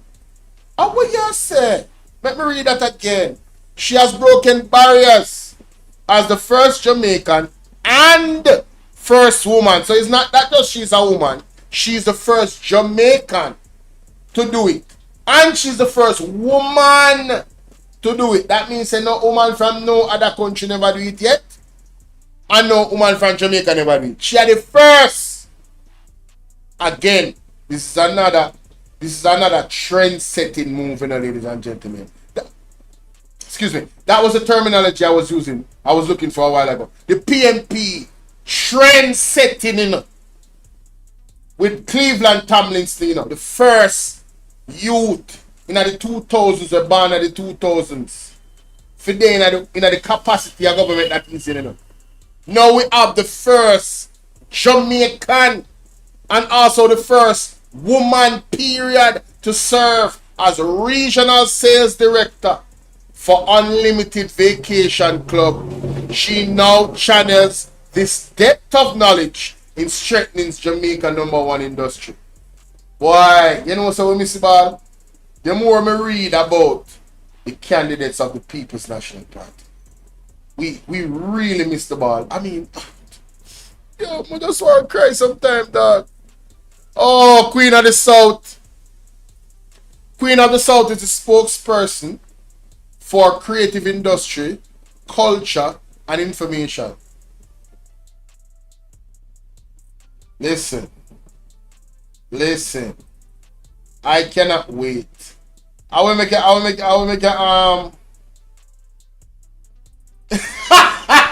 yeah. Hey, Dana, big up yourself. Mr. Wagwan. Big up yourself, Dana. No, sir.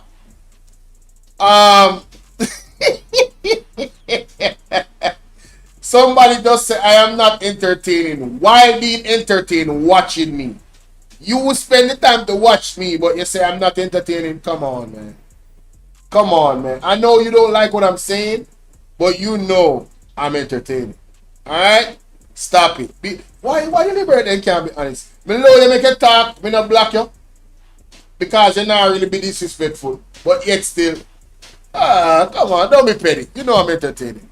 You know I'm entertaining. And I'm informing at the same time. Anyway, it says here that, and I'm just being myself, this is me.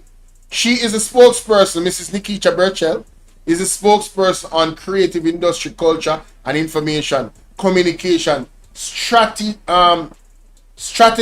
Oh, she's a communication strategist. You know, I should have known that. Because the way how she dismantled and put her things across, yes. Yes. She's a communication strategist, advocate, and MP for St. James Southern. Nikisha Burchell served as Deputy General Secretary of the People's National Party with national responsibility for communications, with academic training from from UWI and the London School of Economics and experience what? And what? Wait. The London School of Economics, and experience leading national security communications to campaign strategy. She has championed creative industry, democratic access to information, and rural development. We already know she gonna kill it. She gonna kill it, people. We have the general, of course, finance and public service spokesperson, Mr. Julian Robbins, has served since 2011 as the MP of Southeastern St. Andrew, bringing expertise in finance, technology, and governance. As a former Minister of State in Science, Technology, Energy, and Mining, he led Jamaica's first national cybersecurity strategy and launched Startup Jamaica. With private sector experience in e-business, consulting, and investment promotion, he is a forward-thinking leader committed to modernizing Jamaica's economy. Oh, I am very confident in. Did you see me in the debate? Ah, trouble. One Julian Crawford. Yeah, about Julian Crawford. One Julian Robinson. You remember good? Senator Raman Small Ferguson, son of Dr. Ferguson, our deputy spokesperson on finance, CEO of Barita Investment, and president of Jamaica Security Dealers Association. What that brother and a small fry? CEO of Barita Investment, president. You're in the right place, brother.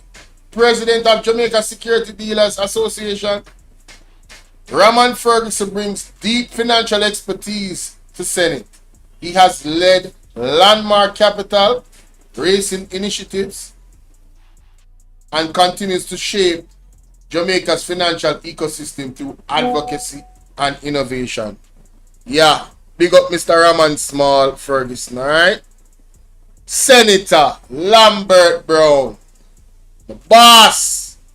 He's the deputy spokesperson on public service, trade, unionist, industrial relations, consultation, lifelong. So he's the deputy spokesperson for public service. He's a trade unionist, industrial relations consultant, and lifelong advocate for Jamaican workers. Lambert Brown has served in the Senate since 2012 with 50 years of service. Through the trade union movement, he continues to fight for fairness, workers' rights, and equitable governance. Big up Mr. Lambert Brown. And of course, Mark Bowling, leader of the opposition. Alright? Attorney at law, entrepreneur, family man. Mark Bowling is the MP for South St. Andrew and president of the People's National Party. A graduate of Oxford. And the University of London. He co-founded DBNG and Proven Investment and later served as Minister of Justice, where he advanced landmark reform including the Disability Act and reform for the ganja law. All the weed smoker them rose. Wagwan rose. All the weed smoker them on the air. Today, as leader of the opposition, he continues to advocate for justice, equity, and national progress. I know that was long, but it was worth it. Let me know what you guys think about that in the comment section. Alright? Booping at them head. Last but not least, ladies and gentlemen, because I have to go right into it, because I try to save time, you know. Last but not least, you know, say the bread of them, the Titan brothers. You know, say Mr. Byron have running for the conversation this morning with none other than Mr. Wayne Lonesome, the man in the wilderness. Because of this young lady we attacked Nikisha Burchell with her nonsense. And them bring up something that I heard whispers about. But when you hear this in that conversation, you're going to understand why I am doing this reaction. You're going to understand why I talk about this. Because this is unbelievable. But let's listen. Let's listen, ladies and gentlemen. Let's listen. When them get them style from brothers and sisters, your mistake. Where go on, brother? Brother. But you have to teach a young one, because she, she just said the PMP have a little place for 30. Remember, we are 63 years old, brother. Yeah. Anyway, PMP have for 30, PMP have for 30, that means JLP have it for 33, brother. 33! So anytime them come and bind up, PMP will it for 20 years. The rest, 43, JLP have it for. You see, them don't even understand. That's why I say them flow politics alone. Stop talk and push them bullshit. Yes, Byron. But you all know, fam. Obviously, you know, JLP push her out as one of the new spin machine, but she's to a serious level. And let me show you. I saw she's now comparing Andre yes. Right, explaining that CXC project. Yes. Right? In comparison to government project. Yeah, Omar Davis is doing. So the question that you want to ask, right? I want to answer this question. Yes. The program that Nikisha Burchell and Andre was doing, was any government procurement done on that? No, not the government project. So she mix up our brain, man. Put it. So yes. The one now which for Omar Davis, right? The tribe should be in himself. Government procurement done on that. Thank you, sir. That is government project. Thank you, sir. So then, this is how she's sort of done. She can't differentiate the two. And she don't know, and she have played it and don't know. She put up this thing before we start looking at her, what she have put up. These are just garbage. Her brain, she have got to examine it. I've seen where she attack Leon Jackson Miller, but guess what? Yes. Let me have some things for her. They can never deal with our Tuesday. Yeah, of course, have it right up. Yes. Exactly. We are part of Lulin just exposed to the entire world that she's a political bias, but Tuesday will deal with that. The thing is, Wayne. Yes. You understand? Going forward, as it relates to the Jamaican Labour Party administration. Yes. Their plan in terms of so-called political delivery is to sow chaos and mayhem and confusion. What happened to the plans that they promised? You understand, in terms of thieving the election? What happened to all of those plans that they rule out? But they can't deliver on them. So no, they can't deliver on them. They might use all of these destructors. You understand? But you know what I want to say? Mm-hmm. You know what I want to say? Mm-hmm. Because they know they can't deliver on these promises. Yes. They want to say no, PNP now becomes obstructionist. And that they want to say no. They must say, but with there, we just teach them. And the more them put out there, and the more them do chaos. You know, like when a car drive, brother, and police drive up on a car, in them place here. What them do, them just part up some people, because that car's chaos, you know. And if you ask them, just part them and you ask them, like how everybody have them look a platform and them talk, them are just fling the Prime Minister under the bus. Because them don't know what them are talking about. Them can't spin. Because if them listen, them are fling the Prime Minister under Big Mama, brother. Them can't spin. Yes. Yes. Let me just demonstrate it. Yes. I saw a man came out and claimed that he's going to hold Ian Ears feet to the fire. Yes. What ask a person? What ask the either something? Yeah. The either they understand say is Andrew Holness is the so-called Prime Minister. Who controls CDF funds? Ask the either the way. Yes. Who controls the CDF funds is the Prime Minister. Control the CDF. All right, let me tell you the responsibility. Because never play, Byron. Never play. But yes. Let me just put out this in your head. The Prime Minister is the person who is responsible to distribute all CDF funds to all of the constituencies. Yes. So anything, you understand, that being shot and being not being delivered and being hold up and blah blah, it is this Prime Minister need to be blamed. But with all respect for that guy there, I have been promising I'll show him next. If you rush the Prime Minister and tell him say him to do something better, you know. Never play him out. Him do it. Him call out Andrew Wallace and say Andrew. So me more listen to him more than she. She just tries to spin something and go play a video, brother, where it's mad. You realize that them people just crazy. Yes. But no, that she has said something else. I want to play. She has said something else. I'm going to tell her something where she them don't know. And the factual, but then nobody never mentioned. Ma'am, let me tell you this. Because Andrew them love spend 30 years and 20 years, them can't say that. JLP party. Wanna listen me good? See my brother Byron up on the line. Listen, you never hear people talk about this like this before. JLP party, ma'am, are the only party in a Jamaica. Yeah? Whoever run Jamaica for 6 years and run every seat in a Jamaica. 60 member of parliament from 1983 to 89. Jamaica, I write the summer have to come in. Who didn't know that? Talk to me now, man. Who didn't know, say, the Jamaica Labour Party did run the country. Every single seat. At the time, it was 60 seats. Who didn't know, say, the Jamaica Labour Party did have Jamaica for 6 years. No opposition in a parliament could have passed any law they want, any legislation, any act, any policy to improve upon the people in life. The Hunger Party for have Jamaica for 6 years. Now, let me tell you something. You see, if me have a country for 6 years, and me mean the country well, the party that was the opposition killed and never win back. Any election. You know why? Because I would do everything in my power to put the country in our direction with the people in my prosper. They would never vote for another party again. But you know what happened, ladies and gentlemen? Quite the opposite. The JLP mash up Jamaica so much that, and things were so bad, we make you think Siaga never see back Canada.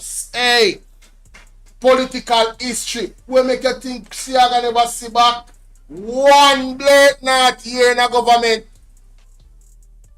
Who you think come after 1989? Michael Manley and then PJ. I want to see how PJ deal with him. There was no opposition in 1983 to 1989. Then the time when me a baby in a belly and the JLP a mash up the country. Eh? JLP a mash up the country. It was so bad.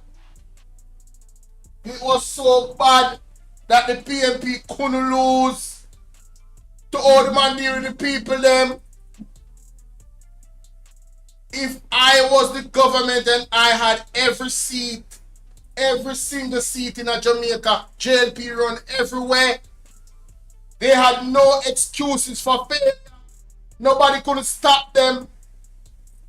Andrew Willis have a similar power in the last 10 years with 49 seats.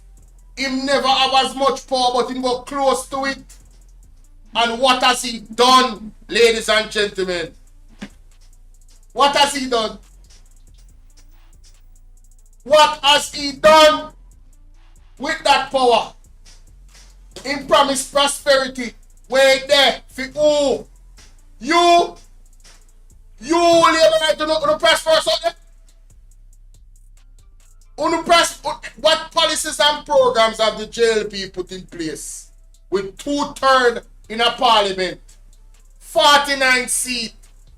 What have they done? I know them have the audacity now. If you want to come pasture themselves because they know say no money no in a kitty, they know what they do. They know so they mash up the country. So they might try to put out this narrative now say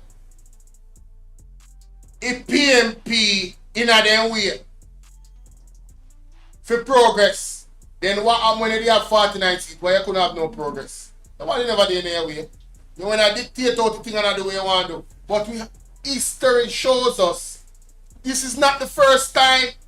We want to go back and research 1983 to 1989 and look for the economy. Look for the debt. Look for the state of Jamaica. From when they get it and when carry it come. Hello? The evidence is there. Nobody can argue this. Nobody can argue this. The man mash up the country.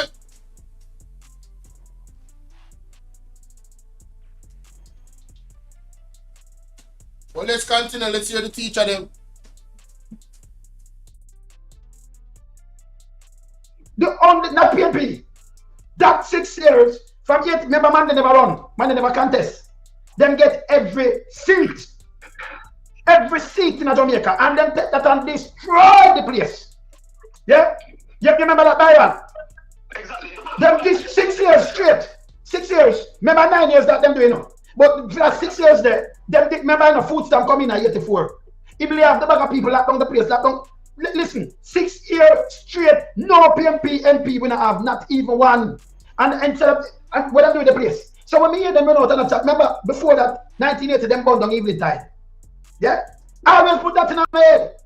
When you point out and when they say, PMP, them have this for 30 years, I can't go no farther than that, 30 years or 20 years.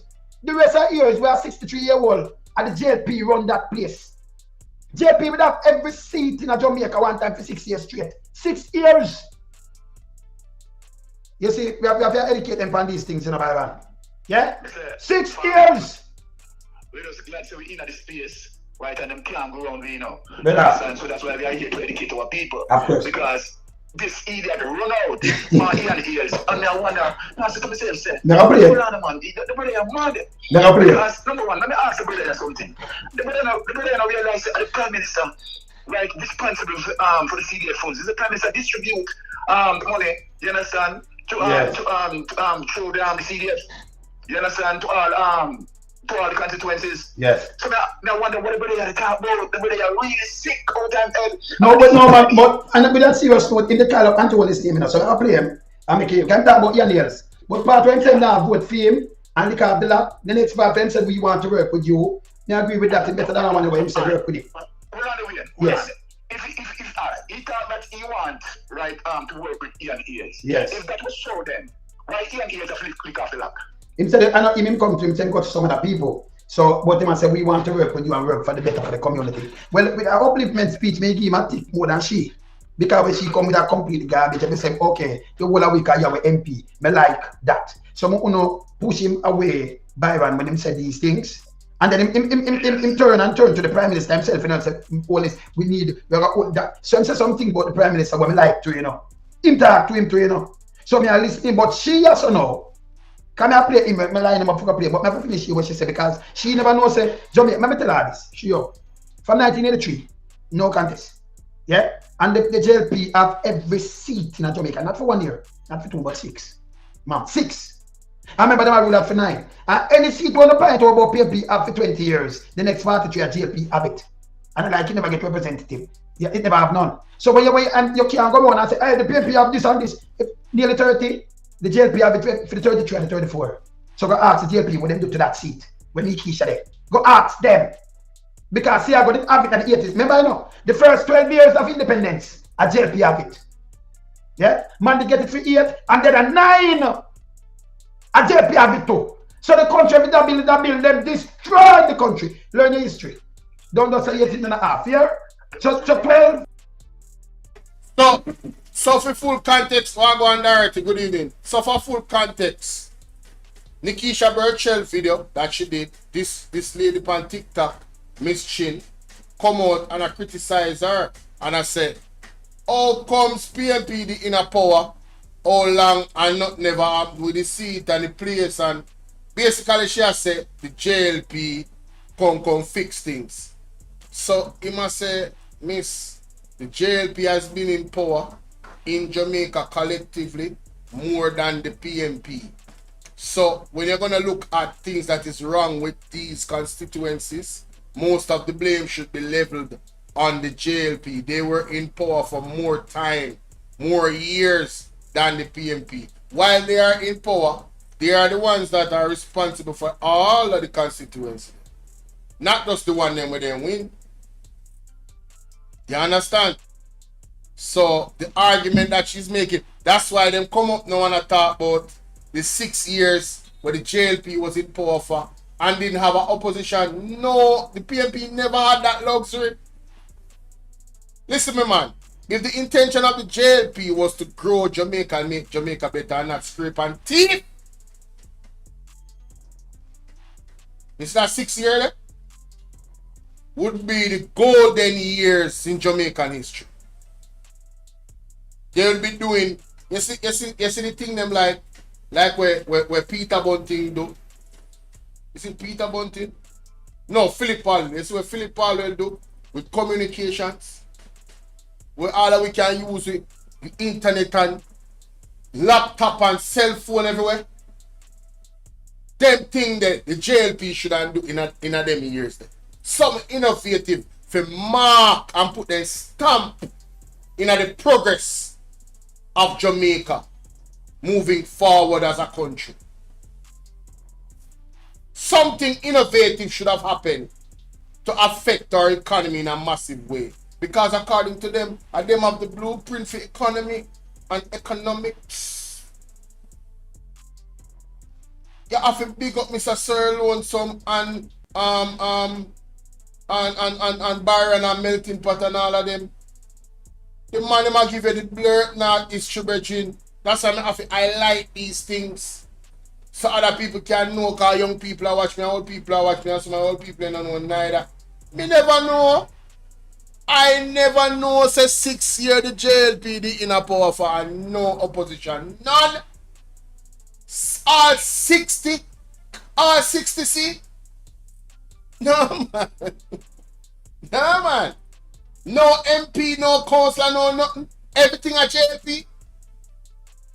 Yeah, oh God man, you should have Jamaica upon a high. We not prosperity at the time there. What go on? What happened? What took place, TikTok? What happened? How it didn't happen? What it was the opposite that happened. What a failure! What a failure! But we not understand the agenda at the time. The CIA involvement in that party, specifically the JLP. Jamaica, they want Jamaica thrive, brother. With dollar the too strong, brother. For the local island with dollar the too strong, brother. It's a problem, brother. They rather whip our knees, begging, brother. Going to the IMF, going to the World Bank. Orchestrated infiltration. 12, 10 and 9, about 19. So that's the first destruction. Yeah? And then you see those come catch it up yourself and go back to the IMF and think, stop that things we want to know. Stop it.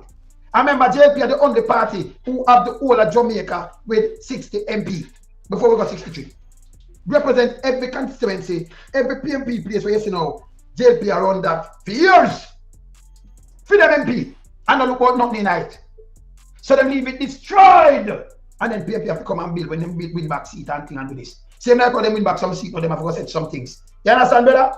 Yeah? But you're the significance we have to be rooted in that way. Yes. Right, and tell the entire world. Yeah. Because the Jamaica Labour Party administration is in the power of politics, you understand, more than the PNP. But yet, the PNP have much more programs of course than the Jamaica Labour Party. And that is what people need to know. Yes. The Jamaica Labour Party administration, you understand, as a result of their trickery, yes. you understand, their violence, yes. you understand, fight themselves into power and steal themselves into power. You understand? I've done nothing to the country based on the fact that they spend more time in government, but yet PNP who spend lesser time in government, right, has more solid. Yes, that's true. That's true. That's established that bill and drive to make a forward. So then people need to look at that as a significant thing to understand that the Jamaica Labour Party and true crony capitalism mean country no good. Yeah, but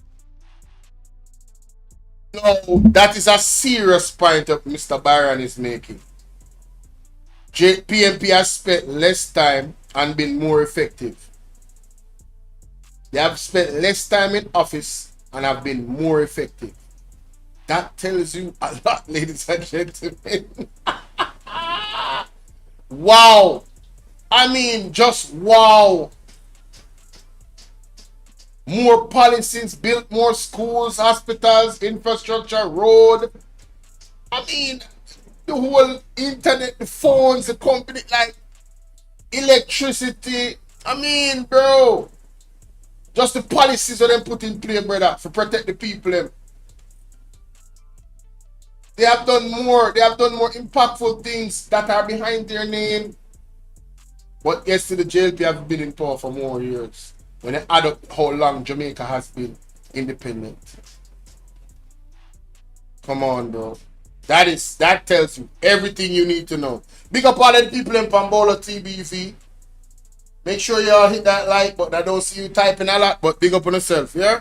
Yeah, man. Blessings. Let's continue.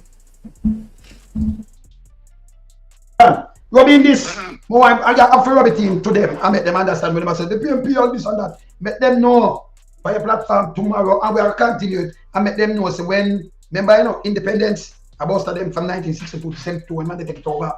For the 10 years gap there, then the 9 years again, after man they took 58, the 9 and then. Remember them burn on even tide one. But not that. Them around that from 1983 to 1989, 6 years straight, them we don't have one PMP MP. Not one. Okay? The JLP do this, and instead of them fix and do what, I can show you, it documented here. Food stamp coming in 1984. People are married things here. New York Times catch it. Think they have everything, but them not digitize it, because they don't want to see it. Because they most part of the sell out. Everything the amount of people, they ask them to measure, say I go put on that. Yeah? It mash up the place here. Now, when Mr. Lonesome is talking about, I've seen him done a class on it already with the New York Times and the marrying of goods and the austerity measures that the government put out that caused those marrying of goods to encourage it. You understand? The documentation is there. We have seen it. When people come in and chat foolish about PMP, just like, we just laugh off of them because they're not read. If you want to hide stuff from them, put in a newspaper and put in a book. They will never see it. And they will say foolishness like this in the chat. But we just allow them to say foolishness. Continue to make an ass on themselves. Alright? Let's continue. Stop making them say the foolishness. Who are one of them up? It's there! Can me show it more than one time. Remember me have all of these things, you know. Show that. JP had the on the party run Jamaica with 60 MP, JP MP for 6 years. Yeah? Out of the 9 years when them run the Senate time and destroy the place. And they have done nothing with it. Nothing. Every seat. Remember that yes. He did not even contest that election. You know, no. So them get every seat, them get them. Them get the seat them. And did not do nothing. Thank you. And now we're going to have them out in a chat. Now, want to tell me, the historian them, why is it that Michael Manley never contested the seat? Was there some type of threat?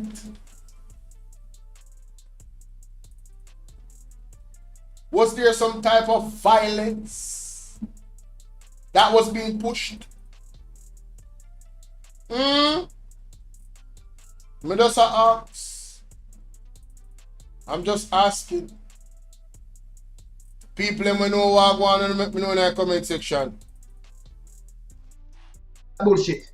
Oh, we have been 30 years. Remember 33. If a 30 years after 33 JLP have that seat, man. It never vacant. Never vacant yet. Yeah? All time, I remember, I will know that JLP did have every seat, every PAP seat, you know. In 1983 to 89, you know. Every seat. So when them say about JLP never win this year, JLP get every seat, them get it. That is a lie again. You know, say, a PMP always have a seat, and JLP never win it. Who putting up that because them don't know them history. They don't know them history. Go and study. JLP have every seat in a Jamaica. Get it, man, they never contest from 83. Every seat, till 89 when them win. Every single seat. It has happened for them, you know, because them don't know, you know. Poor thing them. Eh? I don't know. PMP have to win it back from them. JLP control the whole of Jamaica from 83 to 89. Yeah. PMP have to win them seat back. So when you talk about PMP, JLP never have them. JLP did have every single seat in Jamaica. 6 years. You see, it has done enough of them, you know. Stop chatting the foolishness. Every seat in a brother. And you know, and back to the PMP now. Win them have to win the seat, you know. Eh? You see that, Byron? But looking at know. Yes. You know, understand that is a devastating thing, a part of Jamaica Labour Party history in 1983. You understand? And then I fix the place on them, I fix the Michael Manley refused. Okay. Michael Manley refused to contest the general election. See, like I said, really or not, right? You gone and Mike said, all right. You understand? Go ahead. They have 63 seats. 60 at a time, but them have the whole place. 60 MP. Yes. Yes. Sorry for the correction. Yes. 60. 60 at a time. Yes. And guess what? They have done Nothing. That's because the party has come up. You understand? I'll come be little. And this is it. Eh? 5 years I did him. 5 years I did him. I did not create one goddamn thing. That is what reckless Jamaican party is. So what am I going for now? Have it from 83 to 89. From the whole of 83 to 89, remember back them out. So if them did do something I want, look, remember, you know, JLP get Jamaica for run by themselves and them destroy in at the same time. I could do some reading now. Just pull up this article right here, so from the Christian Science Monitor. Jamaica stability threatened by one-sided election. Some Jamaicans are becoming concerned that their country's democratic system, is being undermined by irresponsibility of both major political parties in last week's snap election. Only 6 out of 60 parliamentarian seats were contested. Those Jamaicans who choose to vote could merely confirm Prime Minister Edward Siaga total control of country's top legislative body. Only 20% of eligible voters cast their vote. So, the Jamaican Labour Party has been benefiting significantly over the years from these types of situations. Anytime there's a low voter turnout, they benefit immensely. Very interesting. Very interesting. Mr. Siaga feeling threatened by a surge of post-Grenada popularity had decided to call election 2 years earlier than scheduled. Oh, so when Andrew Wallace did call it 6 months earlier than scheduled, a Siaga book playbook you want to run out, but yet still in this election here. What do you? Then wait till last minute. It tells you everything you need to know, comrades, and all well-thinking Jamaicans. Look at the pattern of behavior. Anyway, it says here, although this is permitted under Jamaican law, the elections were called under circumstances that prompted the left-wing opposition leader and former Prime Minister Michael Manley to boycott them. Mr. Manley withdrew his People's National Party from the electoral process with Siaga when Siaga broke an agreement not to hold elections until a new voter registration list was completed. Skullduggery. I knew there had to be something. Skullduggery. The art of the Jamaica Labour Party. Skullduggery. Broke an agreement, right? To wait until new voter registration list was completed. Skullduggery, theft. Talk to me, no man. Mighty God. The voters list used last week were made up before the 1980 election and did not include Jamaicans who were underage at that time, but who now are eligible to vote. A new voters list with younger, more radical electoral makeup might have worked to Manley's advantage. Most observers say that Siaga called election not only because of his post-Grenada popularity, but also because he worried his popularity would slip under economic hardship. Hello? They mash up the country. Already it did a mash up before 1983 election. But the economic hardship when I reach the people them. You want to talk to me, no man? Read, labor right, read.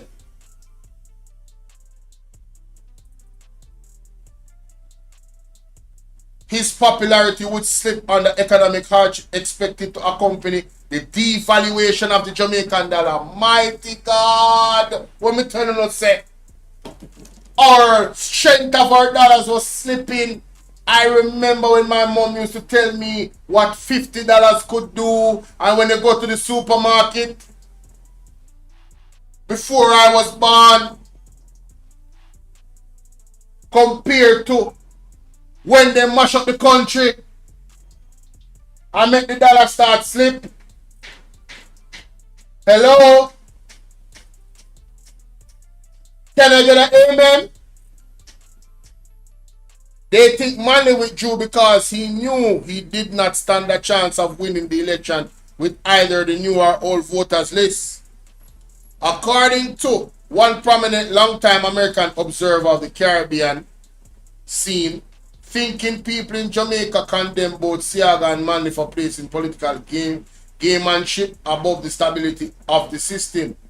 It's hard to say for certain, but it might be that Jamaicans will consider the undermining of the Westminster parliamentary system a more heinous crime than violating a political agreement. This has basically been a political error by both sides. So, people are saying, and I don't have any problem with that, that Michael Manley should have not boycotted. Cool. Yeah. People can disagree, people might not. But I would say, why not honor an agreement? You are a snake. You are, bro, man, anybody that don't have character cannot tell me nothing. That was low of Siaga. You understand? The agreement is, if you want true democracy, wait till the voters list is upgraded or done properly and then call the election. But selfishly, because he knows that in popularity I got doing because people are so far compared to what they when I lived before under his leadership. He called election 2 years early. 2 years.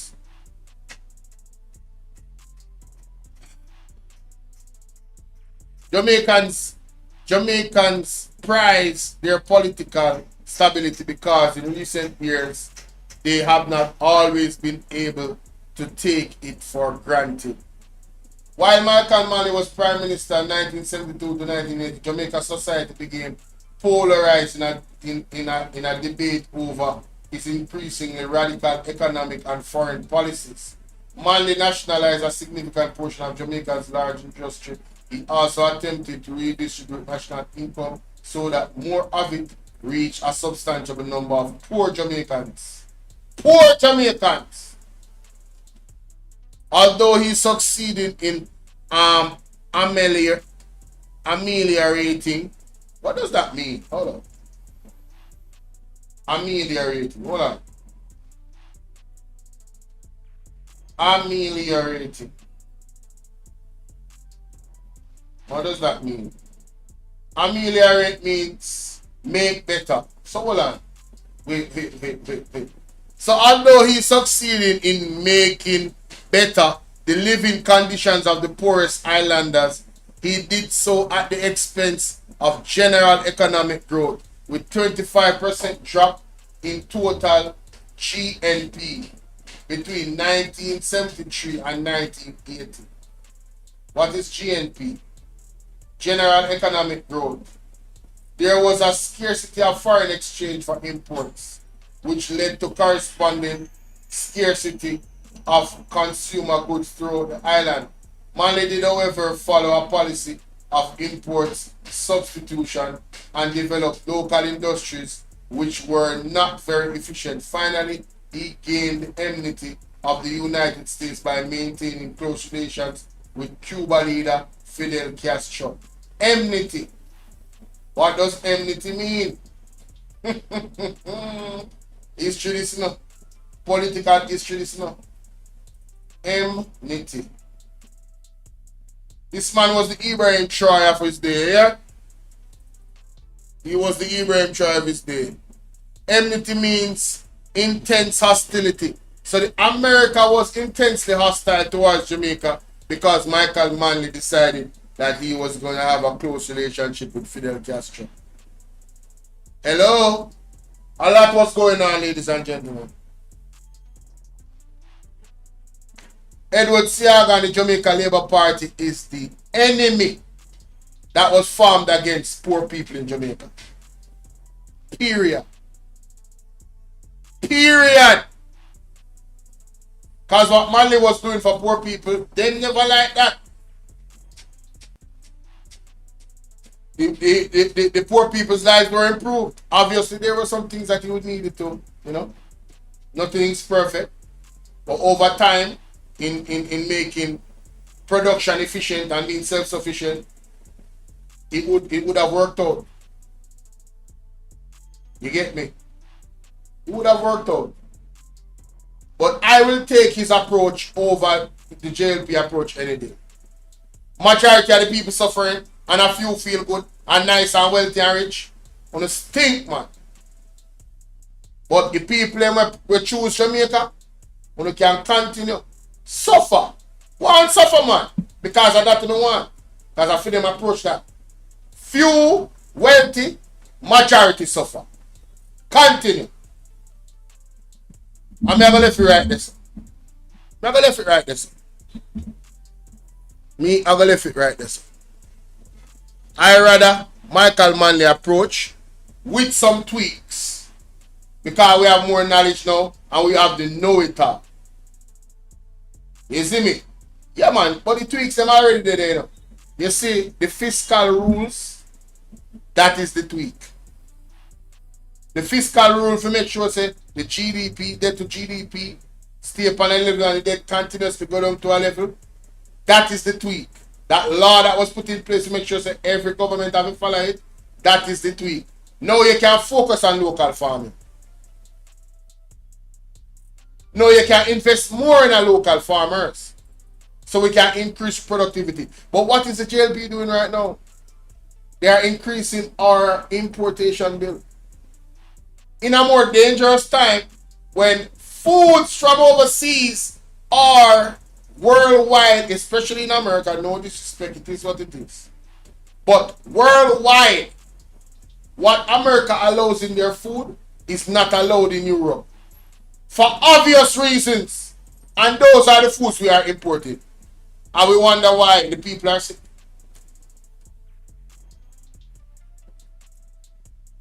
We wonder why the people are sick. Big up Mr. Wayne Lonesome.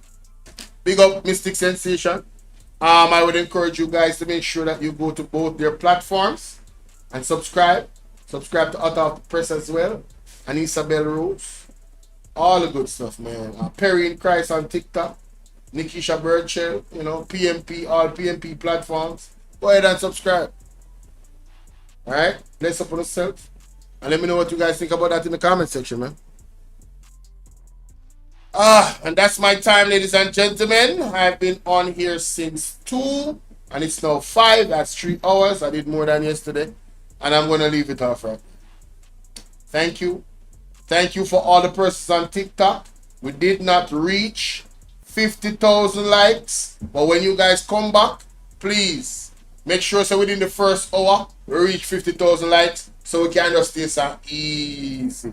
Anything else after that, I better. But you don't know, so anytime I come on live, I do at least 2 hours. At least. Sometimes 4. Sometimes all 5 too. Right? But before you guys leave, please remember to hit the like button on YouTube if you haven't already. And thanks to those who did hit the like button. I don't know if anybody donated to the Cash App or the PayPal or the Zelle. Let me check the Cash App or the PayPal. Yeah.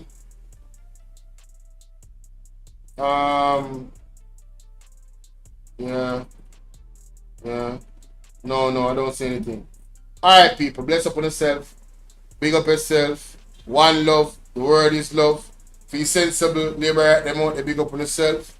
For the sensible people them we're independent, big up on yourself. I don't have no problem with the people that are independent and don't want to pick either party. Big up on yourself. I don't have a problem with you know. You see people them we are sell out to the vote, we sell out to the vote. PMP them we turn and Labour them we are sell out them vote. Our people are sell out to the vote. Listen man. You're not gonna feel it. I promise you, your short-sightedness, you're not gonna feel it. Oh, and the main message, ladies and gentlemen, what we are going to face in the near, medium, and distant future here in Jamaica. More near and more medium, not distant. We need God help to traverse those times. Seek God. And that's where I leave it. Pick up on yourself. I'm out. Peace and blessings. Bolo VNR clips. Boop. Look more. TikTok. Look more. Bolo VNR 2.0. Look more. Bolo TBV.